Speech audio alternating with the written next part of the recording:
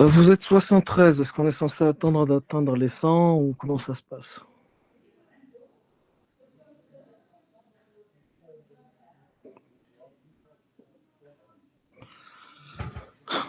Lina,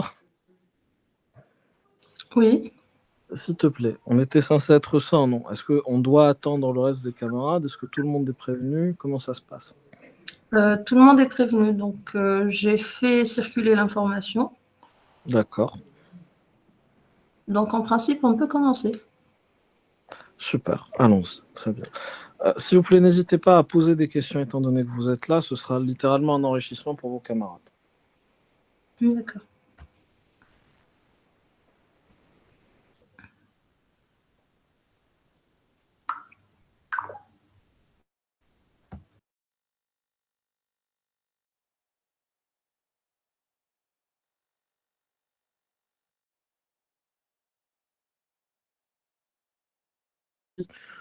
Qu'est-ce que c'est? On a vu des exemples théoriques, qu'est-ce que c'est un projet, des exemples de projets. Et il y avait cette fameuse page au début de l'année. J'espère que depuis, vous avez commencé à consulter certains des théoriciens de l'architecture. Ce n'est pas strictement nécessaire pour votre examen, dans le sens où je ne vais pas vous demander ce qu'a dit Vitruve sur l'architecture en page, je sais pas, 100 ou 300 de son livre, mais c'est le genre de lecture qui vont vous aider peut-être à argumenter sur certaines questions. Donc, si c'est possible, je vous encourage à vous fournir ce genre d'ouvrage et de les consulter. Ne serait-ce qu'à regarder des vidéos YouTube et des TED Talks dessus, ça peut être très utile. Bon, passons. Ce qui me paraît un peu plus intéressant, c'est la question du concept en architecture. Et la question du concept, on avait dit, enfin, il y a cette citation que j'apprécie beaucoup, c'est que l'architecture naît à partir d'un dialogue permanent entre la forme et l'usage, entre l'esprit et la matière. Et je crois que c'est au cœur de ce dialogue qu'on a la question du concept qui se pose. Pourquoi? Parce que l'architecture, c'est un dialogue entre la matière et l'esprit, entre l'abstrait et le concret. C'est-à-dire, on va avoir des idées et on doit les concrétiser et les matérialiser. Et l'idée du concept, c'est de créer un fil rouge qui nous permet de passer de l'un à l'autre. Ça veut dire quoi? Ça veut dire qu'un concept, c'est une idée qui est quelque part suffisamment abstraite pour être malléable. C'est-à-dire que vous pouvez la modifier, ça veut dire que vous pouvez l'imaginer, c'est-à-dire que ça peut avoir plusieurs manifestations. Et surtout, ça peut donner plusieurs matérialisations. C'est ça qui nous intéresse. C'est le fait de transformer des idées pour essayer de répondre à des questions d'architecture. On avait parlé de la chaise. La chaise, c'est quelque chose de très simple. Mais vous avez vu que même un objet aussi anodin qu'une chaise, fondamentalement, si vous décidez d'en faire un concept, vous pouvez partir relativement loin avec la chaise. Si vous vous intéressez à la texture, à la couleur, à la forme, vous voyez que la chaise, entre le tatami et le banc et le tabouret et le fauteuil, tout ça, c'est des chaises fondamentalement. Mais chacune part dans une direction à partir d'un concept fondamental qui pourrait être celui de s'asseoir ou bien celui de se reposer. Moi, je pense que l'exemple qui est plus parlant quand on parle de concept, et c'est pour ça que c'est ce que je vous ai mis après la vague, enfin après la chaise, c'est celui de la vague. Pourquoi est-ce que je vous ai pris celui de la vague? Parce que on a une tendance, quand on commence l'architecture, à chercher des concepts qui ont une matérialisation formelle évidente. Ça veut dire quoi? Ça veut dire qu'on voudrait que le concept nous donne la forme finale de notre architecture. Ce qui, à mon sens, euh, est dommage, pour ne pas dire que c'est tout simplement une erreur. Pourquoi? Parce que l'objectif d'un concept de base, ce serait de pouvoir nous donner une multitude de solutions à un problème simple. Or, si jamais vous décidez de faire une vague et que vous lui donnez, comme j'avais esquissé ici directement, la forme caricaturale d'une vague, on va passer à côté d'une richesse potentielle dans le concept. Alors que vous voyez déjà qu'entre les trois bâtiments qu'on a ici, l'idée de la vague, elle peut être interprétée de plusieurs façons différentes. C'est pour ça qu'on disait, voilà, il y a la question de la fluidité, de la rythmique, de la puissance, etc. Et ça, c'est un appel de moi à vous, en tant qu'architecte, pour vous approprier vos concepts. Comme ça, quand on vous dit c'est quoi votre concept, vous vous arrêtez pas à, je sais pas, La vague, ce serait peut-être plus, je sais pas, la fluidité de la vague, ou bien la vitesse, ou bien la puissance de. C'est-à-dire, vous partez un peu plus loin, vous vous appropriez les concepts. C'est ça qu'on appelle. Alors, dans ce même ordre d'idées, je vous ai présenté ce showroom, le Shimao de Wave Showroom, par la Sim Architect, pour la bonne raison que c'est quelqu'un, ou plutôt c'est un projet, là où l'idée de la vague et ou de l'eau en général est travaillée sur plusieurs niveaux d'une manière intéressante. Par exemple, ici, vous avez une réflexion par rapport à la texture ou à l'enveloppe ou à la façade qui rappelle éventuellement un poisson, qui rappelle le rythme des vagues, qui est complètement en fait dans la problématique qu'on pose. Surtout quand vous regardez l'intérieur. L'intérieur est absolument dans une réflexion par rapport à l'eau, à la vague, à l'aquatique, à des ambiances qui sont cohérentes. Si vous regardez la texture du mur ici, il y a quelque chose d'intéressant aussi, parce que vous avez une rythmique, et c'est une rythmique qui peut effectivement évoquer la mer, parce que vous avez cette espèce de courbe qui part dans les deux sens, et vous avez une courbe qui est cassée. Ce qui est la façon dont les architectes, dans l'exemple précédent, avaient interprété la vague. C'est-à-dire que cette même idée de décortiquer un mouvement, vous pouvez en faire un bâtiment, vous pouvez en faire une façade, et vous pouvez en faire une texture au mur. Et c'est là que votre usage du concept, il devient intéressant. C'est que ça devient un élément de réflexion pour répondre à vos questions. Comment est-ce que je vais faire comment est-ce que je vais réfléchir à l'enveloppe de mon bâtiment? Comment est-ce que je vais réfléchir à mes espaces intérieurs? À quoi ressemblerait l'intérieur d'une vague? Si une vague était un mur, quelle texture ça aurait? Et c'est là que ça devient, à mon sens, quelque chose de plus enrichissant. Donc, pour résumer, quand vous choisissez un concept, il ne faut pas juste prendre un concept. Bon, vous pouvez naturellement, et vous devriez avoir une part de subjectivité. Vous pouvez dire, moi, je suis très intéressé par, je ne sais pas, l'architecture bio-organique. Et vous voulez commencer par ça, c'est bien. Mais vous pouvez partir plus loin que ça. Par exemple, en vous posant la question de quel serait l'apport d'une architecture biomimétique sur votre site. Je ne sais pas, vous travaillez à la Casbah. Qu'est-ce que ça veut dire le biomimétisme à la Casbah? Est-ce qu'il y a un rapport entre le biomimétisme et la Casbah? Si oui, lequel? Sinon, pourquoi? Et c'est là que vous finissez par aboutir à des réflexions qui sont contextualisées et qui sont, à mon avis, beaucoup plus pertinentes à nos projets. Donc ça, c'était pour le chapitre 1. Le chapitre 2, on a deux parties dedans. On a la charte d'Athènes et on a les paramètres d'analyse urbaine. Pourquoi? Tout simplement parce que on a pris le parti pris dans ce cours de dire que la charte d'Athènes, quelque part, c'était un moment charnier de l'histoire de l'architecture. Enfin, le modernisme, en général, est un moment charnier de l'histoire de l'architecture, mais la charte d'Athènes particulièrement, elle va poser noir sur blanc des réflexions d'urbanisme et d'architecture qui continuent jusqu'à aujourd'hui à informer les décisions que les gens font dans leurs projets. Et en un mot, c'est comment est-ce que la voiture, elle a pris le pas sur la rue? Comment est-ce que l'autoroute est devenue plus populaire que la rue? Comment est-ce qu'on s'est intéressé à la notion de quantitatif dans les habitations plutôt que qualitatif? Et comment est-ce que tout ça ensemble, ça nous fait des villes dont les gens sont de moins en moins satisfaits? Donc, comment est-ce qu'on en est arrivé là? Comme je vous l'avais dit, le moment peut-être qui a le plus de répercussions sur l'histoire de l'architecture, c'est la révolution industrielle.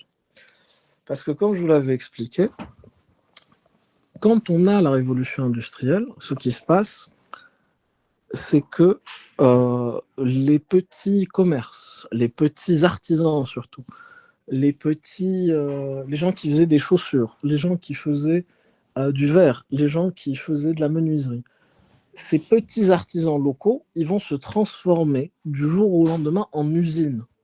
Et quand ils vont faire cette transition entre artisanat et industrie, ça va avoir deux répercussions principales, qui vont être, la pollution, parce que vous allez créer une ambiance qui va être absolument irrespirables, vous allez avoir des choses qui vont développer de plus en plus de maladies, des épidémies, et vous allez avoir ça à proximité des centres urbains.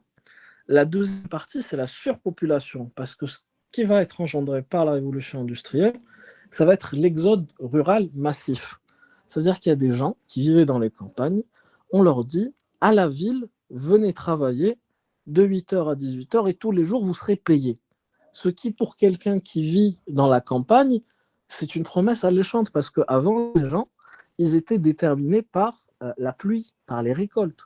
Parfois il pleut, vous avez une bonne récolte, parfois il pleut pas, vous avez une mauvaise récolte. Donc quand on supprime cette incertitude, on drague beaucoup de monde en ville. Le souci, c'est que ces gens n'ont pas de maison. Et puisqu'ils n'ont pas de maison, on va développer ce qu'on appelle des faubourgs.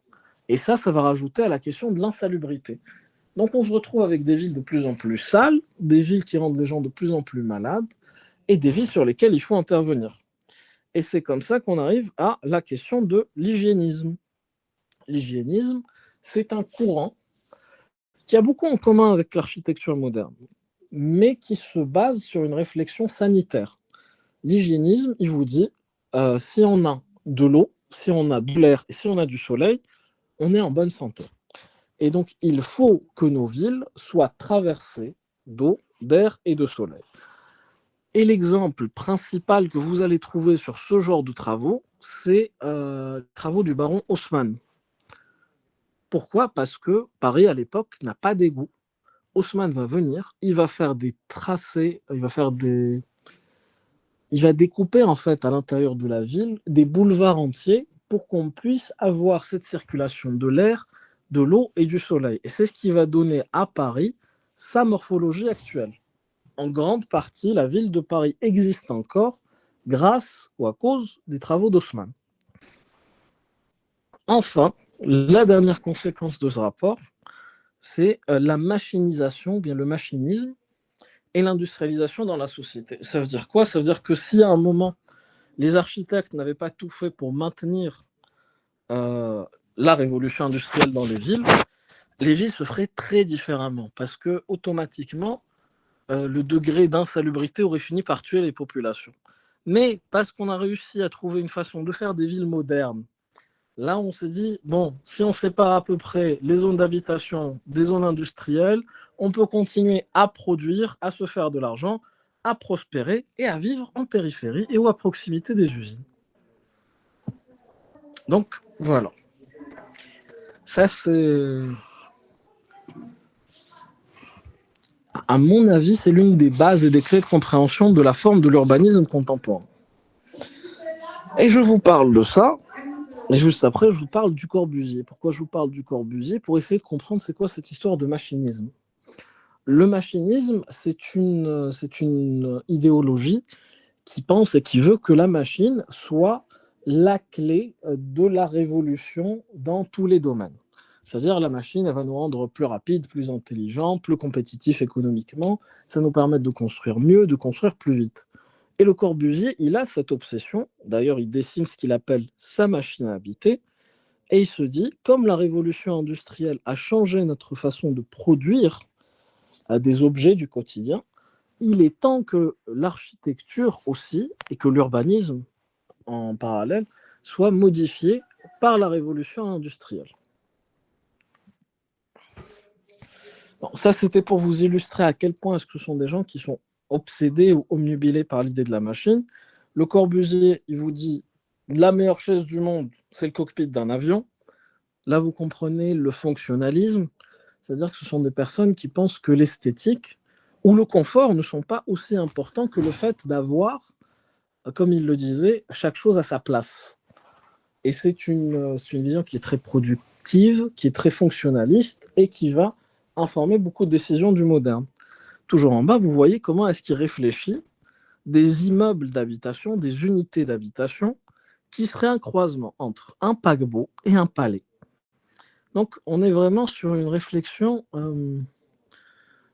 là où la machine elle prend l'essentiel en fait de la réflexion. D'où la...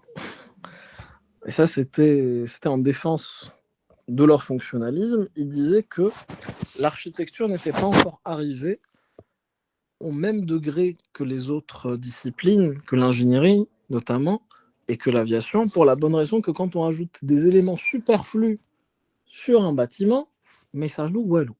Vous rajoutez une statue au-dessus d'un bâtiment, le bâtiment tient. Que la statue soit à sa place, que sa statue ne soit pas à sa place, qu'elle ne serve à rien, ça ne change strictement rien à la donne. Par contraste, il vous dit que si vous mettez une statue sur un avion, ça s'écrase. Et ces gens-là, qui veulent maintenant réfléchir la ville, et qui vous disent, la ville, il faut que ça devienne, au même titre qu'un avion, un objet fonctionnel, là où il n'y a pas de superflu. Et c'est ça qui nous amène vers la charte d'Athènes. Alors, juste qu'on se mette bien d'accord, la charte d'Athènes n'est pas une production de Le Corbusier. Je vous les mets tous sur ce diapo, parce que ce sont des notions qui sont interliées les unes avec les autres. Le mouvement moderne, avec un M majuscule, l'un à l'autre, les SIAM, Congrès international de l'architecture moderne, M majuscule, donc c'est juste. Le Corbusier, l'hygiénisme, et j'aurais aussi pu rajouter ici le machinisme, la voiture, la mort de la rue, toutes ces idées, elles sont liées, et toutes ces idées, elles mènent un groupe d'architectes dans les années 1933, et c'est pas anodin, les années 1933, parce que c'est l'entre-deux-guerres. C'est-à-dire c'est entre la Première Guerre mondiale et c'est entre la Seconde Guerre mondiale.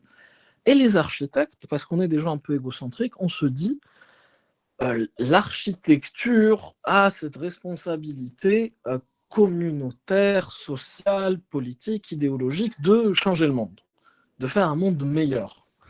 Le Corbusier, il a beaucoup de textes qui sont dans ce sens, qui sont très catastrophiques, qui sont un peu mégalomaniaques. Il est là, il est en mode si on ne change pas tout, c'est notre responsabilité pour que l'architecture devienne meilleure. Bon, l'architecture a certainement un impact sur les gens, mais on va voir ensemble, la charte d'Athènes n'a pas eu qu'un impact positif. Alors, voilà, c'est ça le point sur lequel j'essaie d'insister. La charte d'Athènes n'a pas été produite par Le Corbusier. D'accord ?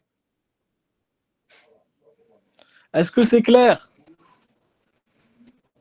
Oui, monsieur. S'il vous plaît, répond parce que... Merci. Génial. C'est par contre un des architectes les plus connus de l'Athènes et de l'architecture en général.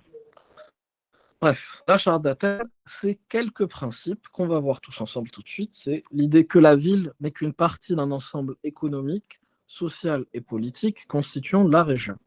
Ça, c'est la conclusion du 5e congrès du SIAM.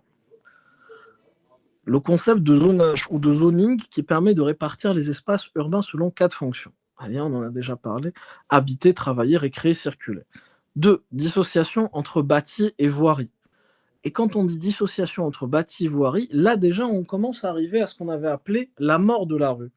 C'est des gens qui pensent que les bâtiments n'ont pas besoin d'être collés aux rues, ce qui en soi n'est pas forcément faux, parce que si vous partez à regarder le schéma dans Le Corbusier ici, son ambition, c'est de faire en sorte que vous ayez des espaces verts, des arbres, peut-être des endroits pour faire du sport près des maisons, et après vous avez la rue ici.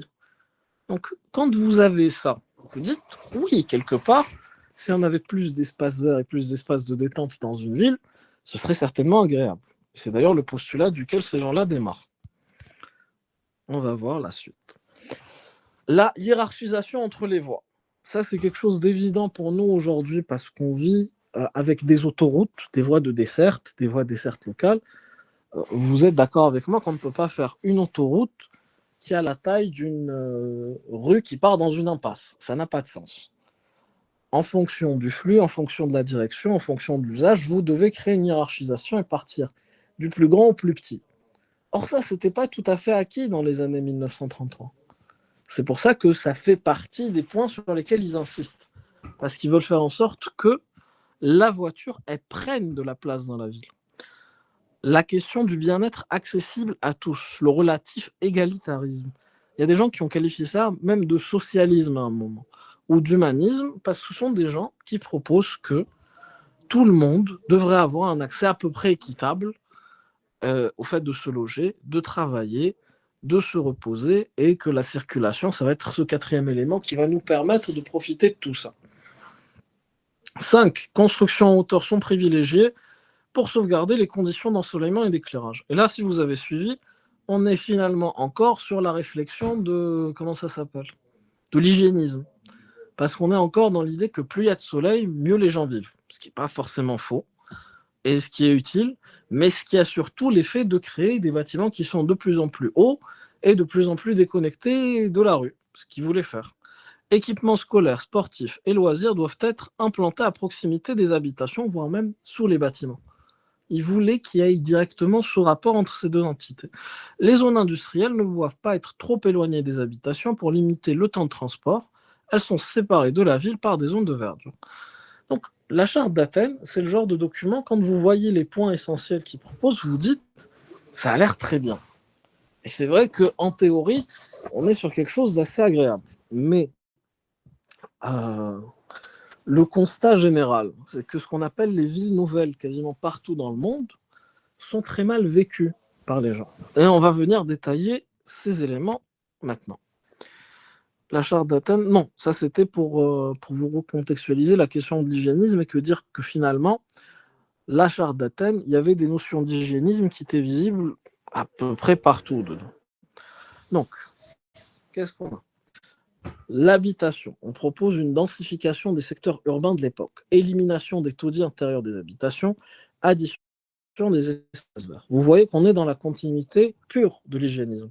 C'est-à-dire, on monte en hauteur, on a plus de soleil, on a plus d'espace, et puisqu'on développe plus de mètres carrés, plus de maisons, les gens peuvent vivre à l'intérieur de ces tours, et on n'a pas besoin de créer des faubourgs, on n'a pas besoin de créer des gourbis, et on n'a pas besoin de créer des zones qui vont nous générer des maladies, de la misère, de l'insalubrité. On va avoir un espace qui va être propre. Le loisir, dans la vraie vie véritable, qu'est-ce qui se passe ? Même s'il est prévu, il est généralement peu exécuté. C'est-à-dire que sur les premiers plans d'une cité, vous allez voir qu'on a effectivement pensé qu'il allait y avoir, je ne sais pas moi, une salle de sport, des espaces de loisirs, une bibliothèque, un jardin. Souvent, quand on arrive à la fin du chantier, tout ce qui reste, c'est un parking. Parce que ça coûte de l'argent de créer des équipements publics et c'est infiniment moins rentable que de vendre des maisons. Du coup, les promoteurs se concentrent généralement sur les maisons au détriment de l'espace public. Et vous vous retrouvez avec des cités qui ne donnent pas très envie de vivre dedans. La charte d'Athènes pour le travail, face à l'anarchie des implantations des secteurs de l'industrie, la distance entre les lieux de travail et les lieux d'habitation doit être réduite au maximum. Le secteur d'habitation et de travail doivent être séparés par des zones de verdure. Ça, c'est juste et c'est relativement appliqué, surtout en Algérie, là on a souvent des zones industrielles.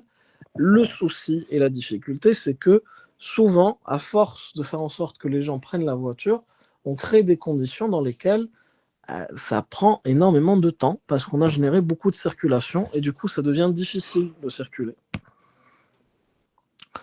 Voilà. La question de la charte d'Athènes, redimensionner les voies, augmenter les distances entre les croisements de rue, ça donne des plans qui sont esthétiques comme celui de Brasilia, d'Oscar Niemeyer, mais l'échelle humaine, elle est complètement absente de ce projet. Ça fait des villes monumentales qui sont très esthétiques de loin, mais qui, pratiquées au quotidien, ne donnent pas très envie. La question du patrimoine. En amont, on conserve le patrimoine quand il ne constitue pas, il disait ici, des conditions malsaines.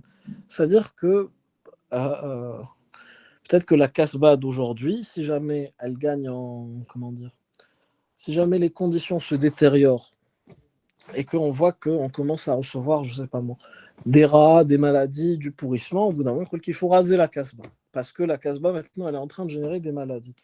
Et d'ailleurs, c'est ce qu'il avait prévu pour quasiment tout un flanc de Paris, sur le plan voisin. Donc, le patrimoine historique de la ville, c'est quelque chose qu'ils conservent s'ils peuvent et s'ils veulent. Ce n'est pas quelque chose qui les intéresse énormément. D'ailleurs, c'est des gens qui sont connus pour vouloir faire des villes nouvelles et de travailler avec la notion de table rase. En parlant de villes nouvelles, il y a ce plan du Corbusier, le plan Aubu, qui existe 3 versions au moins, le A, le B et le C. Et le plan au but, il consiste en fait en l'aboutissement un peu de cette idée d'avoir la circulation au cœur de la ville. Et là, on va mélanger l'habitation et la circulation pour créer des bâtiments autoroutes kilométriques qui donnent sur la mer, qui peuvent mettre un maximum de personnes dedans. Mais qu'est-ce que ça propose, ça, finalement, comme qualité de vie? J'aurais bien voulu voir une photo à échelle humaine. Voilà, le plan au but, toujours sur Alger. Je pense que vous l'avez étudié en H1. Et j'aime bien aussi revenir sur ce détail qui est celui du modular, parce qu'il résume bien l'approche de la standardisation en fait de la charte d'Athènes. Le modular, c'est une référence anatomique qu'utilise Le Corbusier pour dessiner ces espaces. Il part du postulat que l'homme idéal, il fait, je sais plus, 1,83 m, déjà un peu arbitraire, mais bon, et qu'en fonction de cet homme, il faudrait créer des meubles. Et vous voyez qu'il y a une grosse réflexion sur comment est-ce qu'il s'assoit. Il sait au centimètre près à quoi doit ressembler un pouf, Le Corbusier. À quoi ça doit ressembler un comptoir, comment est-ce que vous faites un élément qui est plus haut, plus bas. Et pour lui, dans une maison, normalement, quand vous levez la main, vous touchez le plafond. Donc, idéalement pour lui, c'est des choses qui sont à 2,26 m. 2,26 m. Et ça résume toute la problématique de l'architecture moderne, à savoir que quand on fait des solutions standards, ce sont des solutions qui ne parlent pas à tout le monde, qui excluent ici les femmes, les gens qui font moins d'1,83 m, les gens qui font plus d'1,83 m, et on se retrouve avec quelque chose qui a l'air bien pensé, mais qui n'est bien pensé que pour certaines personnes et dans certaines conditions. Or, le souci, c'est qu'on va essayer d'appliquer ça massivement après la Seconde Guerre mondiale pour reloger les gens un peu partout dans le monde. Et ça va nous donner des formes d'habitation qui sont en deçà de la qualité qu'on pouvait produire dans la période médiévale et antique. Là, la ville de Brasilia, avec le fameux exemple des gens qui sortent à 17h, parce qu'on est sur des villes monofonctionnelles. Au quartier d'affaires de Brasilia, quand vous sortez à 17h, tout est fermé. Et quand tout est fermé, il n'y a personne, et quand il n'y a personne, vous risquez de vous faire agresser. Voilà. Est-ce qu'on a des questions sur la charte d'Athènes? Non, monsieur. Ça fonctionne. Les démarches d'analyse urbaine, je vais essayer de passer rapidement, parce que normalement, c'est déjà vu, c'est relativement simple. Je veux juste revenir sur un point qui est que les analyses urbaines, c'est un diagnostic que vous faites sur un site ou sur un projet pour savoir comment intervenir. Ce n'est pas un document qu'on produit pour faire plaisir à son enseignant. C'est un outil d'aide à la décision. C'est une fois que vous avez fini votre analyse, normalement, vous êtes en mesure de dire ce tissu, il est important, ce tissu n'est pas important, ce bâtiment doit être maintenu, cette fonction manque, cette fonction est omniprésente. Et ça sert à ça, une analyse urbaine. Analyse urbaine, on en a vu plusieurs ensemble. On a vu la typomorpho. La typomorpho, qu'est-ce que c'est? C'est une analyse qui s'intéresse au rapport entre projet, ville et histoire, mais plus facilement, ça s'intéresse à la typologie architecturale. La typologie architecturale, donc on disait, c'est-à-dire les différents types d'architecture qu'on va avoir, et la morphologie urbaine. Qu'est-ce qu'on entend par morphologie urbaine? L'évolution dans le temps de la forme de la ville. La typomorpho, il y a 2-3 choses à retenir dessus. C'est une démarche qui est née en Italie. On appelle ça l'école italienne. C'est une démarche qui a été reprise après par les Français avec Paneret et Jean Castex. Et c'est surtout une démarche d'analyse urbaine qui est très difficile à faire pour des étudiants, parce qu'elle est censée être exhaustive. L'approche séquentielle, je ne sais pas si on l'a vu ensemble. C'est une approche, vous allez la reconnaître, entre guillemets, avec le travail de Kevin Lynch. Parce que le travail de Kevin Lynch, il se base sur l'analyse séquentielle, l'approche visuelle. Il s'agit en fait de faire le tour de la ville avec un carnet à l'époque, parce qu'ils n'avaient pas de caméra, est de prendre les séquences visuelles les plus importantes de la ville pour organiser ce que les gens appelaient à l'époque l'image de la ville. C'est un travail qu'on peut reproduire assez facilement aujourd'hui parce que on a accès non seulement à des outils de photographie, mais aussi de film et d'édition. Donc, vous pouvez montrer ce que vous voulez comme vous avez envie de le montrer de la manière la plus simple. Mais ça, comment dire, ça ne nous intéresse, du moins personnellement, ça m'intéresse, que dans la mesure où Kevin Lynch, après, il s'est un peu accaparé cette méthode. Il va produire ses plans de la ville, il va décrire les détails qu'il trouve intéressants, et il va essayer de faire des descriptions pour produire son image de la ville à lui, qui est beaucoup plus synthétique et qui est beaucoup plus simple à appliquer pour des étudiants comme nous. Les critères, c'est la lisibilité, l'identité, l'orientation, la mémorisation.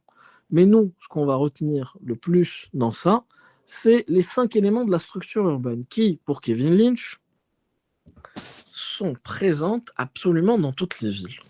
Qu'est-ce que c'est? C'est les voies, les limites, le quartier, les nœuds, les points de repère. Est-ce que vous avez envie qu'on revoie ça ensemble ou est-ce que c'est clair?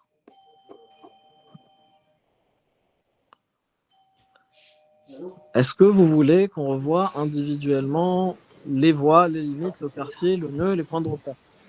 Oui, monsieur, oui. Ça fonctionne. Ok. Alors, le plus simple, c'est la voie. La voie, qu'est-ce que c'est?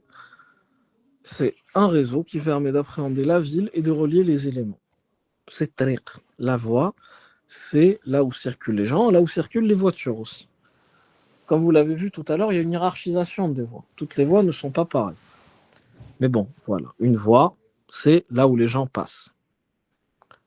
Là, ici, vous avez une voie qui est assez évidente, qui est celle-là. Il y en a une autre ici. Il y en a une autre par là. La voie, ça va. C'est relativement simple. Il n'y a pas de souci normalement par rapport à ça. La deuxième partie, c'est les limites. Les limites, c'est une frontière entre deux zones, généralement linéaires, d'origine naturelle ou autre. Ici, sur le Bosphore, ça doit être l'une des limites les plus importantes que vous pouvez trouver dans le monde naturel. C'est une échelle continentale. C'est-à-dire, il y a un point d'eau, plutôt une étendue d'eau, ici, c'est pas un point, c'est une étendue, qui va séparer deux rives et deux continents. Donc, quand vous arrivez à l'eau, c'est la limite. Vous n'avez pas besoin de réfléchir plus que ça. En architecture, souvent, c'est les remparts. Les remparts, surtout dans les villes médiévales, dans les villes médiévales, elles servaient à protéger les villes des envahisseurs. Et dans la période médiévale, les remparts, ils servaient aussi à séparer les gens de la ville des gens de l'extérieur. C'est pour ça qu'on avait des portes. Bab el-Oued, Bab Zaïr, il y avait Bab el-Bahar. Tout ça, c'est des façons de se protéger. Ce sont aussi des limites. C'est-à-dire que quand les gens ils sont dans la Casbah, ils savent très bien quand est-ce qu'ils quittent la Casbah. Et quand les gens sont à l'extérieur de la Casbah, ils savent très bien quand est-ce qu'ils y rentrent. À noter que les limites peuvent être des voies aussi. Pour nous, par exemple, une autoroute, normalement, quand vous êtes piéton, c'est une limite. L'autoroute, ce n'est pas quelque chose que vous êtes censé traverser en courant.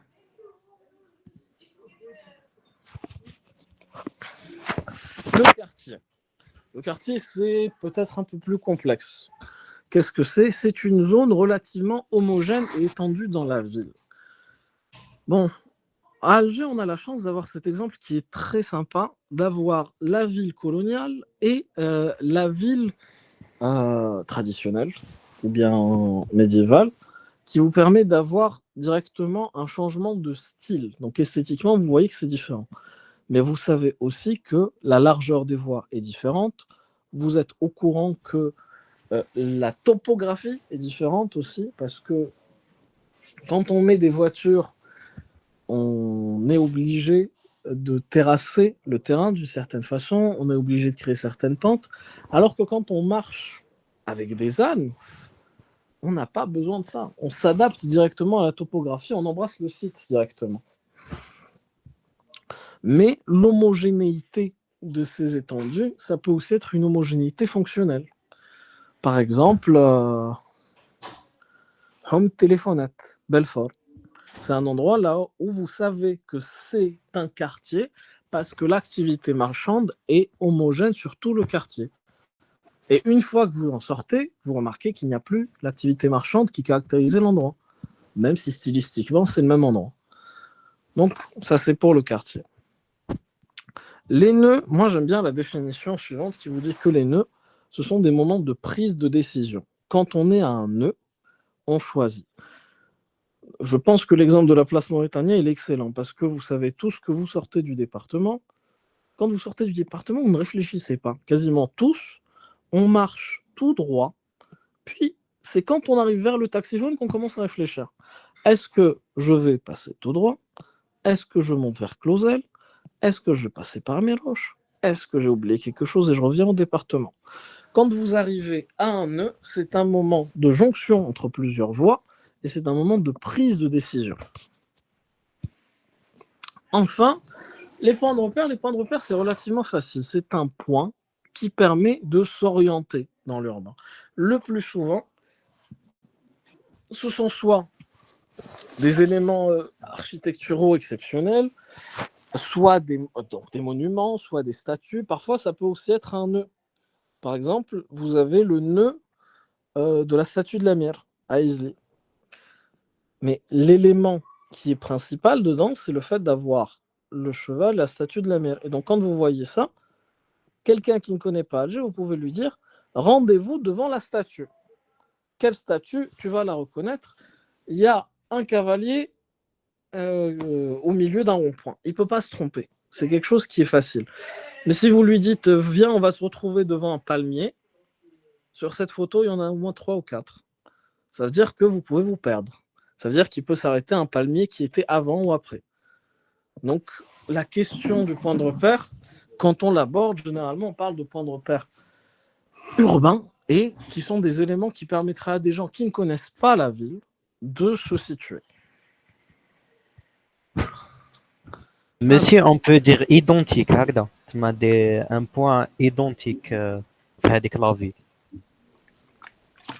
C'est comme ça. Non, c'est un point identifiable parce que Kitrouli est un point identique. Identique, ça voudrait dire qu'on a plusieurs statuts qui sont pareils. Or, si on a plusieurs statuts qui sont pareils, on ne peut pas se retrouver.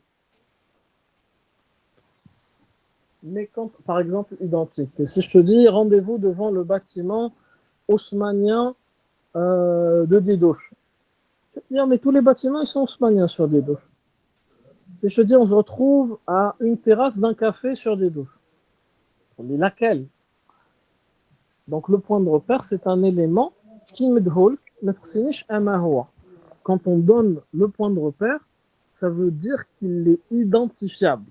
Ah, d'accord. Par exemple, Jamal Kbir. Personne ne peut se tromper. Place des Martyrs. Difficile de se tromper sur la place des Martyrs. Ça marche? Oui, monsieur, merci. De rien, avec plaisir. Super, donc Kevin Lynch, normalement, c'est bon. L'approche SWOT, je vous demanderai juste... Bon, l'approche SWOT, elle est très facile. Elle est vraiment, vraiment très facile. Retenez, qu'est-ce qu'on a à retenir de l'approche SWOT? Que déjà, c'est une technique d'analyse qui vient du monde de l'entreprise. C'est généralement une façon que les gens ont, comme on disait tout à l'heure, de prendre des décisions. Est-ce qu'on va investir dans tel marché? Est-ce qu'on va s'étendre en Chine? Est-ce qu'on va créer une nouvelle usine? Ils font une analyse SWOT. SWOT, S-W-O-T. En français, parfois, on appelle ça la méthode AFOM. J'ai déjà entendu AFOM dans ma vie. Et FFOM, si vous voulez. Mais bon, généralement, si vous dites SWOT, tout le monde comprend ce que vous racontez. Ça consiste en quoi? Ça consiste à créer une matrice, un tableau en gros, là où vous allez répertorier les points positifs et les points négatifs qui vont être internes et externes. Vous comprenez, les 4 points, c'est bon, vous savez c'est quoi. Positif et négatif, généralement, on n'a pas besoin d'en discuter. Interne et externe, c'est un peu compliqué. Mais vous allez voir, normalement, ça va bien se passer. Alors, quelque chose d'interne, quand on fait une méthode d'analyse SWOT, c'est quelque chose qui est présent soit géographiquement, c'est-à-dire à l'intérieur de notre site d'études, soit chronologiquement, c'est-à-dire présentement. C'est-à-dire que c'est quelque chose d'interne si ça existe aujourd'hui, ici et maintenant. Si ça existe ici et maintenant et que c'est positif, on appelle ça une force. Par exemple, sur Alger, le meilleur exemple, c'est la mer. La mer, c'est une force. Pourquoi est-ce que c'est une force? Parce qu'il y a une plus-value qui est esthétique, parce que ça nous permet de faire venir des gens de loin, parce qu'on peut y développer un port. Donc, c'est quelque chose qui existe maintenant, qui est utilisable tel qu'il est. C'est présent, c'est une force. Une faiblesse, c'est un point négatif qui est présent maintenant et qui est interne. Par exemple, si je vous demande une faiblesse de la Casbah d'Alger, vous allez me dire la saleté, l'insalubrité, l'état des bâtiments. C'est quelque chose qui tout de suite est une faiblesse, c'est un point faible de la ville. Un point faible de la ville d'Alger, vous pouvez me dire, c'est la circulation. Il y a toujours trop de circulation. C'est très difficile de se déplacer d'un point A à un point B. Inversement, quand on parle de choses qui sont externes, on parle de choses qui sont à l'extérieur de notre site d'études ou à proximité de notre site d'études et ou qui vont exister dans le temps.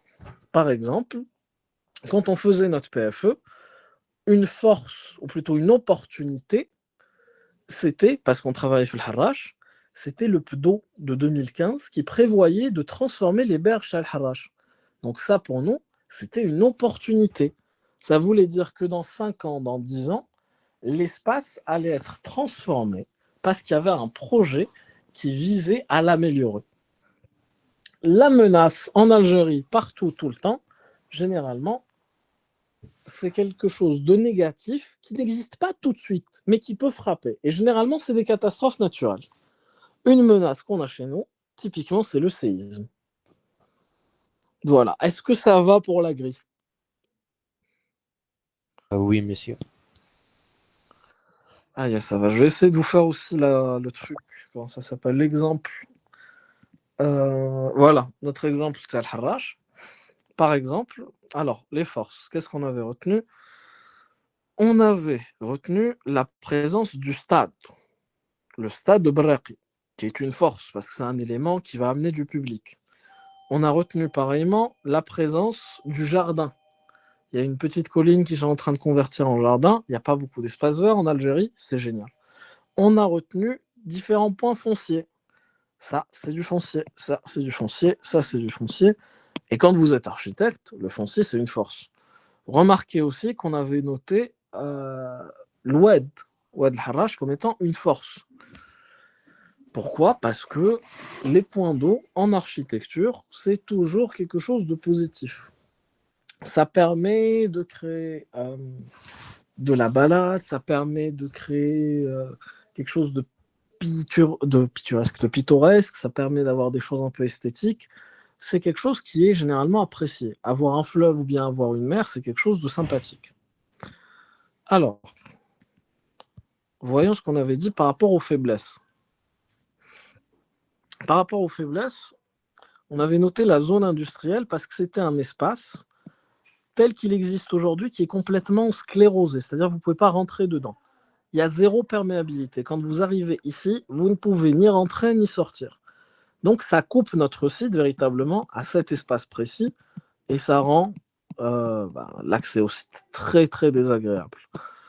Et il y a le quartier des Trois Caves. Le quartier des Trois Caves, pour ceux qui ne savent pas ce que c'est un quartier qui a commencé comme étant des habitations pour les ouvriers du chemin de fer qui s'était développé à proximité. Et c'est un quartier qui se caractérise par une densité qui est extrême. Vous ne pouvez pas faire passer une voiture là-bas. C'est un espace qui est vraiment, vraiment saturé aussi. Donc, ça nous crée des moments de rupture dans notre site qui ne sont pas accessibles et qui surtout ne fonctionnent pas par rapport à notre problématique. Parce que c'est bon de se rappeler que même si la méthode SWOT est une méthode qui essaie d'être objectif, elle fonctionne surtout et d'abord avec une idée de base. Par exemple, notre idée de base à nous, c'était de métropoliser la zone. Quand vous voulez métropoliser la zone, vous devez réfléchir à autre chose. Autre faiblesse, vous avez la zone en orange ici qui est la prison de l'Harrach. Une prison, ce n'est pas un équipement que vous voulez avoir à côté de vous. Parce que il y a une fréquentation qui n'est pas agréable et parce qu'il y a toujours la menace que demain, il y ait un souci. Une autre faiblesse évidente de l'Harrach, c'est Oued l'Harrach pour son odeur cette fois-ci. Parce que c'est quelque chose qui va vous faire perdre en intérêt par rapport à votre site. Les opportunités. Vous allez voir que souvent, ce sont des choses qui sont proches. Par exemple, ici, le foncier, là, ça devient les berges chez Al-Harrach. Et notre opportunité, c'est que cette zone, elle va être retapée par le BDO et qu'il va y avoir des aménagements urbains et donc il va y avoir une grande qualité urbaine. Pareil pour tout l'Oued, qui lui aussi va passer de quelque chose de pas très agréable à quelque chose qui est censé devenir sans odeur, là où les gens ils peuvent peut-être pas nager, mais au moins on pourrait avoir du transport maritime dessus et ça pourrait devenir un espace agréable. Donc ça, c'est nos opportunités. Pour les faiblesses, là c'est assez clair, c'est la prison, parce que nous, ce qui nous fait peur, notre menace, c'est pas l'existence de la prison. L'existence de la prison, c'est une faiblesse. La menace, c'est que les gens peuvent s'échapper de prison. Si vous avez les gens qui s'échappent de prison, ça va devenir un autre problème ici.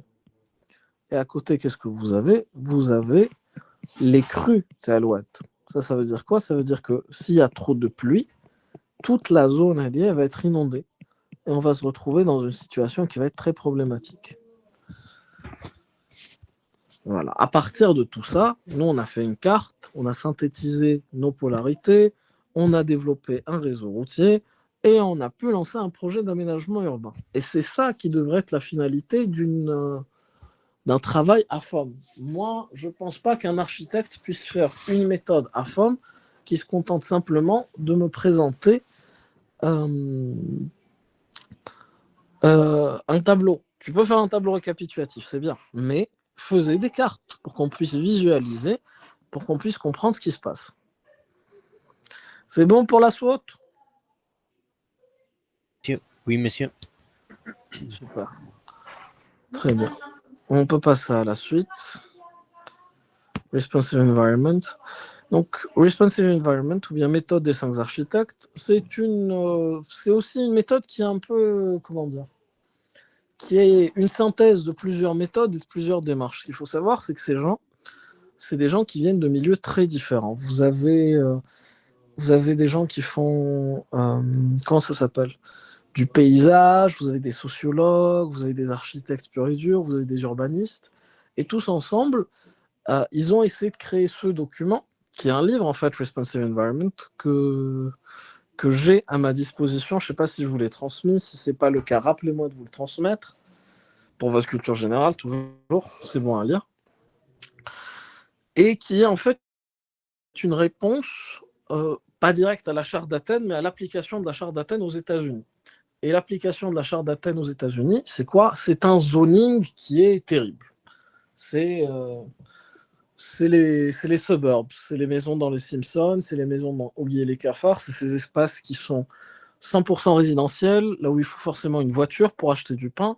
Et après, vous avez des zones commerciales qui sont énormes, et après des zones de finance qui sont énormes aussi. Donc vous avez une ville qui est complètement éclatée. Et ces 5 architectes, ils vous disent, la ville, elle ne devrait pas être comme ça, et voilà quelques idées qui devraient favoriser une meilleure ville. Premièrement, la perméabilité. La perméabilité, ça veut dire que quand vous êtes d'un point A, vous pouvez partir à un point B facilement. Contrairement à là vous avez beaucoup de cul-de-sac qui vous empêchent d'arriver, mais aussi qui bloquent votre façon de voir. C'est-à-dire que vous ne pouvez pas deviner ce qui se passe derrière. Peut-être qu'ici, il y a quelque chose que vous cherchez. Mais parce que vous avez tout un bloc qui est fermé, vous n'avez aucun moyen de le savoir. Or, ici, quand vous êtes là, vous pouvez avoir une idée de ce qui se passe à peu près jusqu'ici. Donc, la perméabilité, c'est un élément qui permet d'avoir des villes qui sont plus fluides et là où on a de meilleures liaisons entre les différents éléments. Donc la fluidité, c'est quelque chose à mettre en avant dans les villes qui nous permet de passer d'un point A à un point B et qui généralement est la marque d'une bonne ville. Même si parfois créer de la fluidité, c'est pas évident parce qu'on se retrouve avec plusieurs niveaux différents. Donc comment faire pour passer d'un point A à un point B?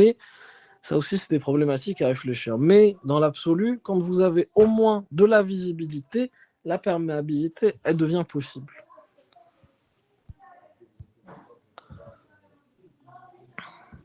Ça permet aussi d'avoir une certaine lisibilité. Là, normalement, vous êtes en train de voir directement, ah, ça c'est un quartier, ça c'est un deuxième quartier, en voilà un troisième. Je vois les artères principales, elles sont visibles, elles sont claires. Et ça veut dire que vous pouvez circuler dans cette ville, plus ou moins, au moins sur les artères principales. Ça, je ne sais pas si ça place véritablement dans la question de perméabilité. Ça, c'est plus une façon pour moi de vous parler de l'îlot ouvert.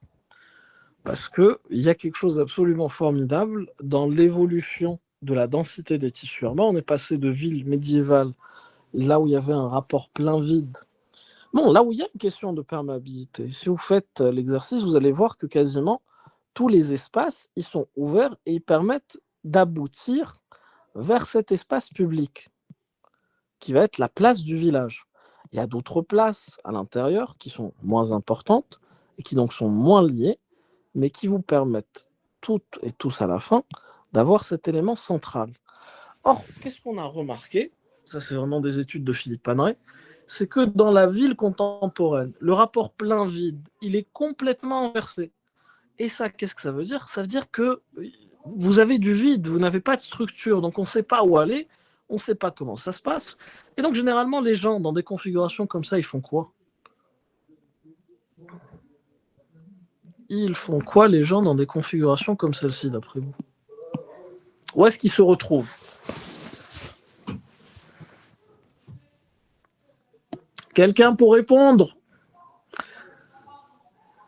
Dans les cités, les gens, où est-ce qu'ils se retrouvent? Ah, vous êtes fatigués. Les gens, ils ont tendance à se retrouver sous les bâtiments. Ils se retrouvent sous les blocs. Ils vont se rassembler là où il y a du plein. Pourquoi? Parce que personne ne va rester au milieu de nulle part comme ça. Ça a l'air bizarre. Ce n'est pas agréable dans la psychologie humaine. C'est agréable de se retrouver à l'intérieur d'un espace qui est cadré et structuré. Mais si vous ouvrez tout, vous perdez toute structure et les espaces qui ne sont pas structurés ne sont pas agréables. C'est pour ça que les gens préfèrent rester à proximité des autres espaces. Bon, l'un dans l'autre, ça nous amène à quoi, non? Ça nous amène à la question de l'îlot ouvert. L'îlot ouvert, c'est une théorie de Christian Portzamparc qui veut que,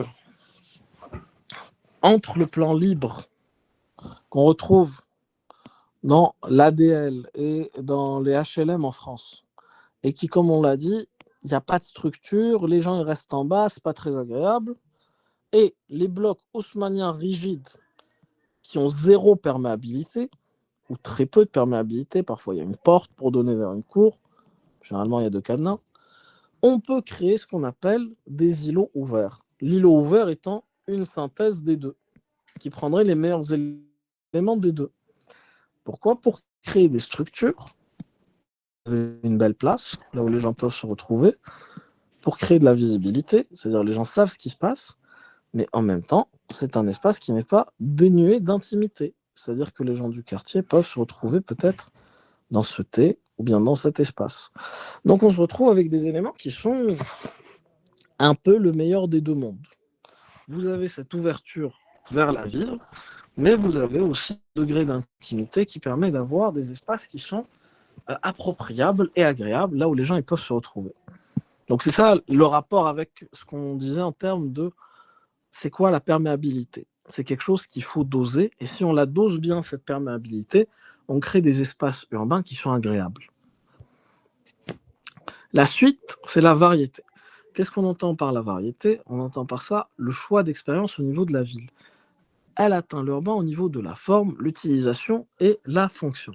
Ça veut dire quoi? Ça veut dire que, contrairement aux villes américaines qu'on avait pris comme exemple, là où les gens doivent prendre la voiture pour partir d'un côté commerçant à l'espace là où ils font du sport, à l'espace là où ils vivent, idéalement dans une bonne ville, vous allez retrouver des bureaux ici,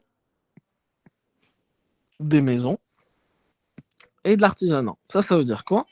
Ça veut dire que quand vous sortez à pied, vous pouvez partir facilement de votre maison à votre bureau et de votre bureau à votre maison et passer par un artisan. Et si ici il y a une boulangerie, c'est très bien. Et donc vous finissez par avoir une ville qui est infiniment plus agréable qu'une ville là où vous êtes obligé à chaque fois de prendre la voiture. Pardon.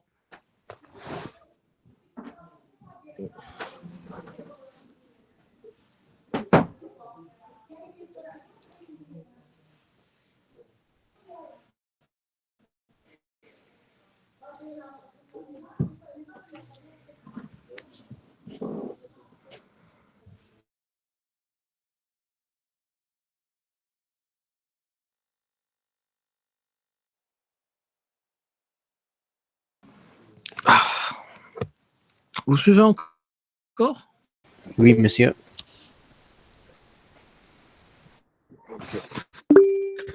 Allons-y.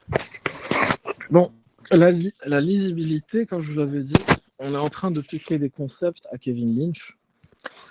Et la lisibilité, c'est la capacité à créer une image mentale d'une ville. Et généralement, c'est un gage d'un bon urbanisme. Ça veut dire que vous avez créé une ville là où c'est facile, même pour un touriste, de décider, ou plutôt de savoir, où est le quartier historique, où est-ce qu'il y a une autoroute, l'identité des différents quartiers, où est-ce qu'il peut trouver un point de repère, où est-ce qu'il est vers un nœud. Ça veut dire que vous avez une ville qui est praticable par n'importe qui. Ce qui serait peut-être le contraire de la plupart des villes médiévales qui sont faites pour induire de la confusion, pour ne pas se faire attaquer par des ennemis la nuit. L'autre point qui pense être utile, ces gens, du responsive environment, c'est la polyvalence. La polyvalence, ça se dit d'un lieu qui peut avoir plusieurs fonctions. L'exemple typique, c'est les open space, là où vous pouvez avoir beaucoup de fonctions. Un autre exemple de polyvalence, c'est les différents plateaux dans le projet du centre Georges Pompidou.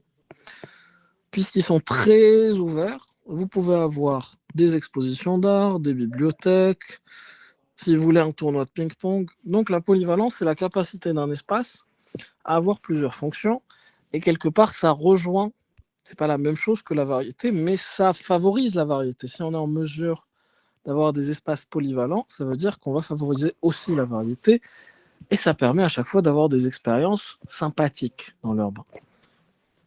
Après, il y a la question de la justesse visuelle.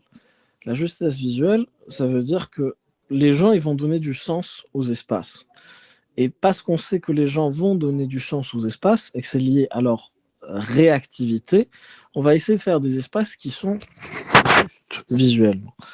L'exemple d'un espace qui n'est pas juste visuellement, c'est nos écoles et nos lycées, là on a des baraudages. Parce que ça, c'est une image carcérale, ça nous rappelle la prison. La justesse visuelle, c'est avoir une grande roue dans une fête foraine. Vous savez que, ah tiens, c'est un élément qui rappelle la fête foraine. Autre chose que vous pouvez faire avec cette justesse visuelle, c'est de jouer avec, en introduisant, par exemple ici, dans l'hôpital Robert Debert, qui est un hôpital pour les enfants cancéreux, ils ont introduit des éléments d'une jungle naturelle et des éléments de jeu, qui ne sont pas des éléments que vous attendez à avoir dans un hôpital, on est d'accord, mais qui, pour des enfants malades, sont des éléments qui sont rassurants. Et donc, vous retrouvez avec un projet finalement qui est plus intéressant parce qu'il est en adéquation avec son usage. Ça aussi, c'est une forme de justesse visuelle. Après, on a la richesse, qui est le fait d'augmenter la variété des expériences sensitives et ou sensorielles, la plus importante étant la vue, mais les autres aussi ont un rôle, le mouvement, l'odorat, l'ouïe, le toucher. C'est l'idée qu'une ville, c'est pas juste une organisation visuelle, c'est aussi des bruits, c'est aussi des odeurs, c'est aussi un mouvement, et tout ça, ça contribue à avoir une ville qui est plus vivante.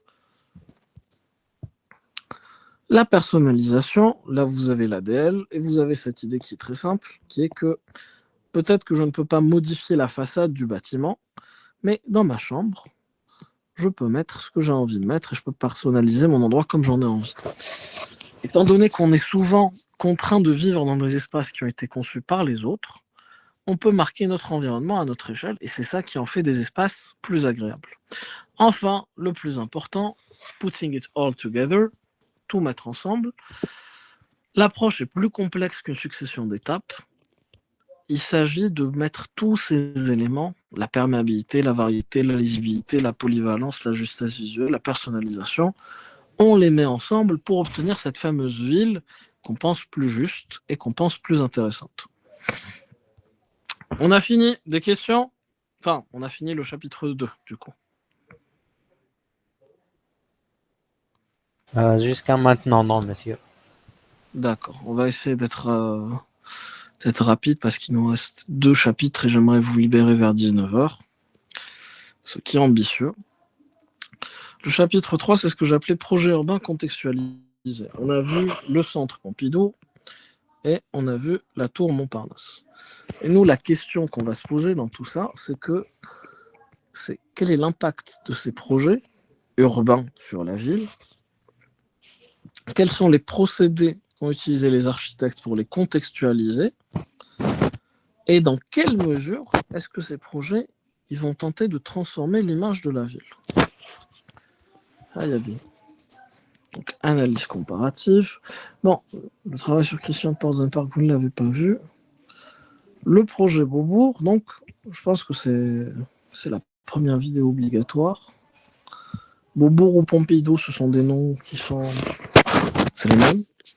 Donc, je vais vous demander de regarder la première vidéo de Lina.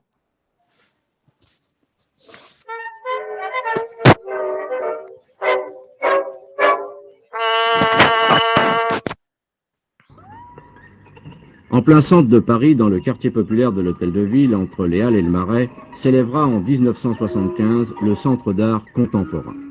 Immense architecture de métal et de verre qui regroupera l'ensemble des activités culturelles et artistiques. Est-ce que vous entendez? Oui, monsieur, on entend. Super. Ce quartier populaire deviendra demain le rendez-vous des artistes. Pourquoi avoir choisi le plateau Beaubourg? Monsieur Robert Bordaz répond. Depuis des générations, les Français construisent en allant de plus en plus à l'ouest de Paris.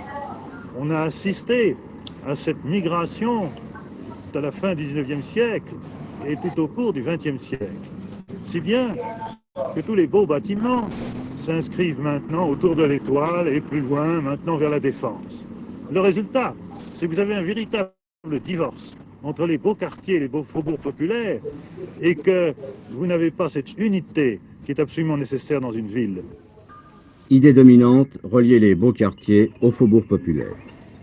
À l'issue d'un concours qui a vu la participation de près de 700 architectes venus du monde entier, c'est le projet d'un groupe italien, Piano and Rogers, le voici, qui a été retenu par le jury. Ce projet se présente comme une immense boîte de verre sur pilotis longue de 130 mètres, haute de 46. Originalité de cette architecture futuriste, les cloisons mobiles permettront toutes sortes de transformations selon les besoins. L'audiovisuel aura une place de choix puisqu'une grande partie de la façade pourra être utilisée comme écran de projection. La première chose qu'on a cherché de faire, c'était de faire justement plus qu'un bâtiment, un système. Vous savez, quelque chose de très libre, de se rénover, de se changer avec les situations, avec le temps. Comme ça, ce bâtiment, c'est exactement peut-être, au moins dans l'intention, c'est exactement le contraire d'un monument. Ce bâtiment nous apparaît comme marquant une étape dans la construction actuelle. C'était pour nous essentiel. Nous nous sommes trouvés devant 680 projets, approximativement, et nous sommes découverts très vite allergiques aux grands gestes architectural. La simplicité nous a attirés. Est-ce que vous pensez que ce bâtiment sera, disons, le témoin de son époque? Oui. Oui, oui. Oui, nous espérons. D'ailleurs, nous avons découvert une chose en connaissant les auteurs et en les voyant surtout, c'est qu'ils sont jeunes. Et ça, c'est important. Ça nous a beaucoup plu. D'accord. Donc, ce qui nous intéresse dans cette vidéo, c'est comment est-ce qu'il y a une volonté politique et par extension architecturale de lier deux entités dans une ville. Il a dit ici les faubourgs et les beaux quartiers. Donc, l'objectif du projet du Centre Pompidou, c'est d'être un élément en fait qui va relier ces deux entités et qui va permettre d'avoir une ville qui va être plus homogène. Comment? En créant un espace de culture dans un espace populaire, de manière à avoir un mixte et un espace, on va dire, un peu neutre et commun entre ces deux polarités. Autre chose qui me paraît très intéressant, c'est que le monsieur, à un moment, il vous dit on s'est avéré très vite allergique aux grands gestes d'architecture. Ça, c'est très, très intéressant parce qu'il vous parle de simplicité quand vous voyez le projet du Centre Pompidou. Et ça veut dire que, parfois, en architecture, comme l'aurait dit Mies van der Rohe, less is more. Étant donné que ces personnes sont parties à l'essentiel, notamment avec la polyvalence, avec la place, avec cette idée de créer un abri à culture, comme il disait, ils ont proposé en fait quelque chose qui était, pour reprendre les termes qui ont été utilisés, jeune, simple, et à même en fait de créer un lien entre ces deux parties. C'est ça que je pense être intéressant dans cette question de contexte urbain. On n'a pas le temps de... Bon, ça c'est... Oh, je pense que c'est optionnel de regarder cette vidéo. Celle que vous devez, je pense, visionner du début à la fin, c'est celle-là. Lina, s'il te plaît, est-ce que tu pourrais noter au fur et à mesure les vidéos que je dis être obligatoires? Comme ça, tu m'envoies la liste à la fin de la séance, je la complète et je vous la renvoie.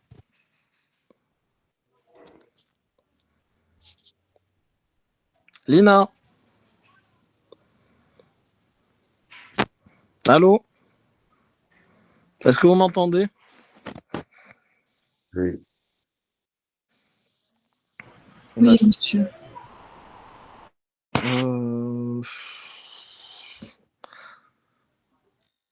Bah écoutez, faites l'exercice, puis envoyez-le à Lina, Lina me l'enverra.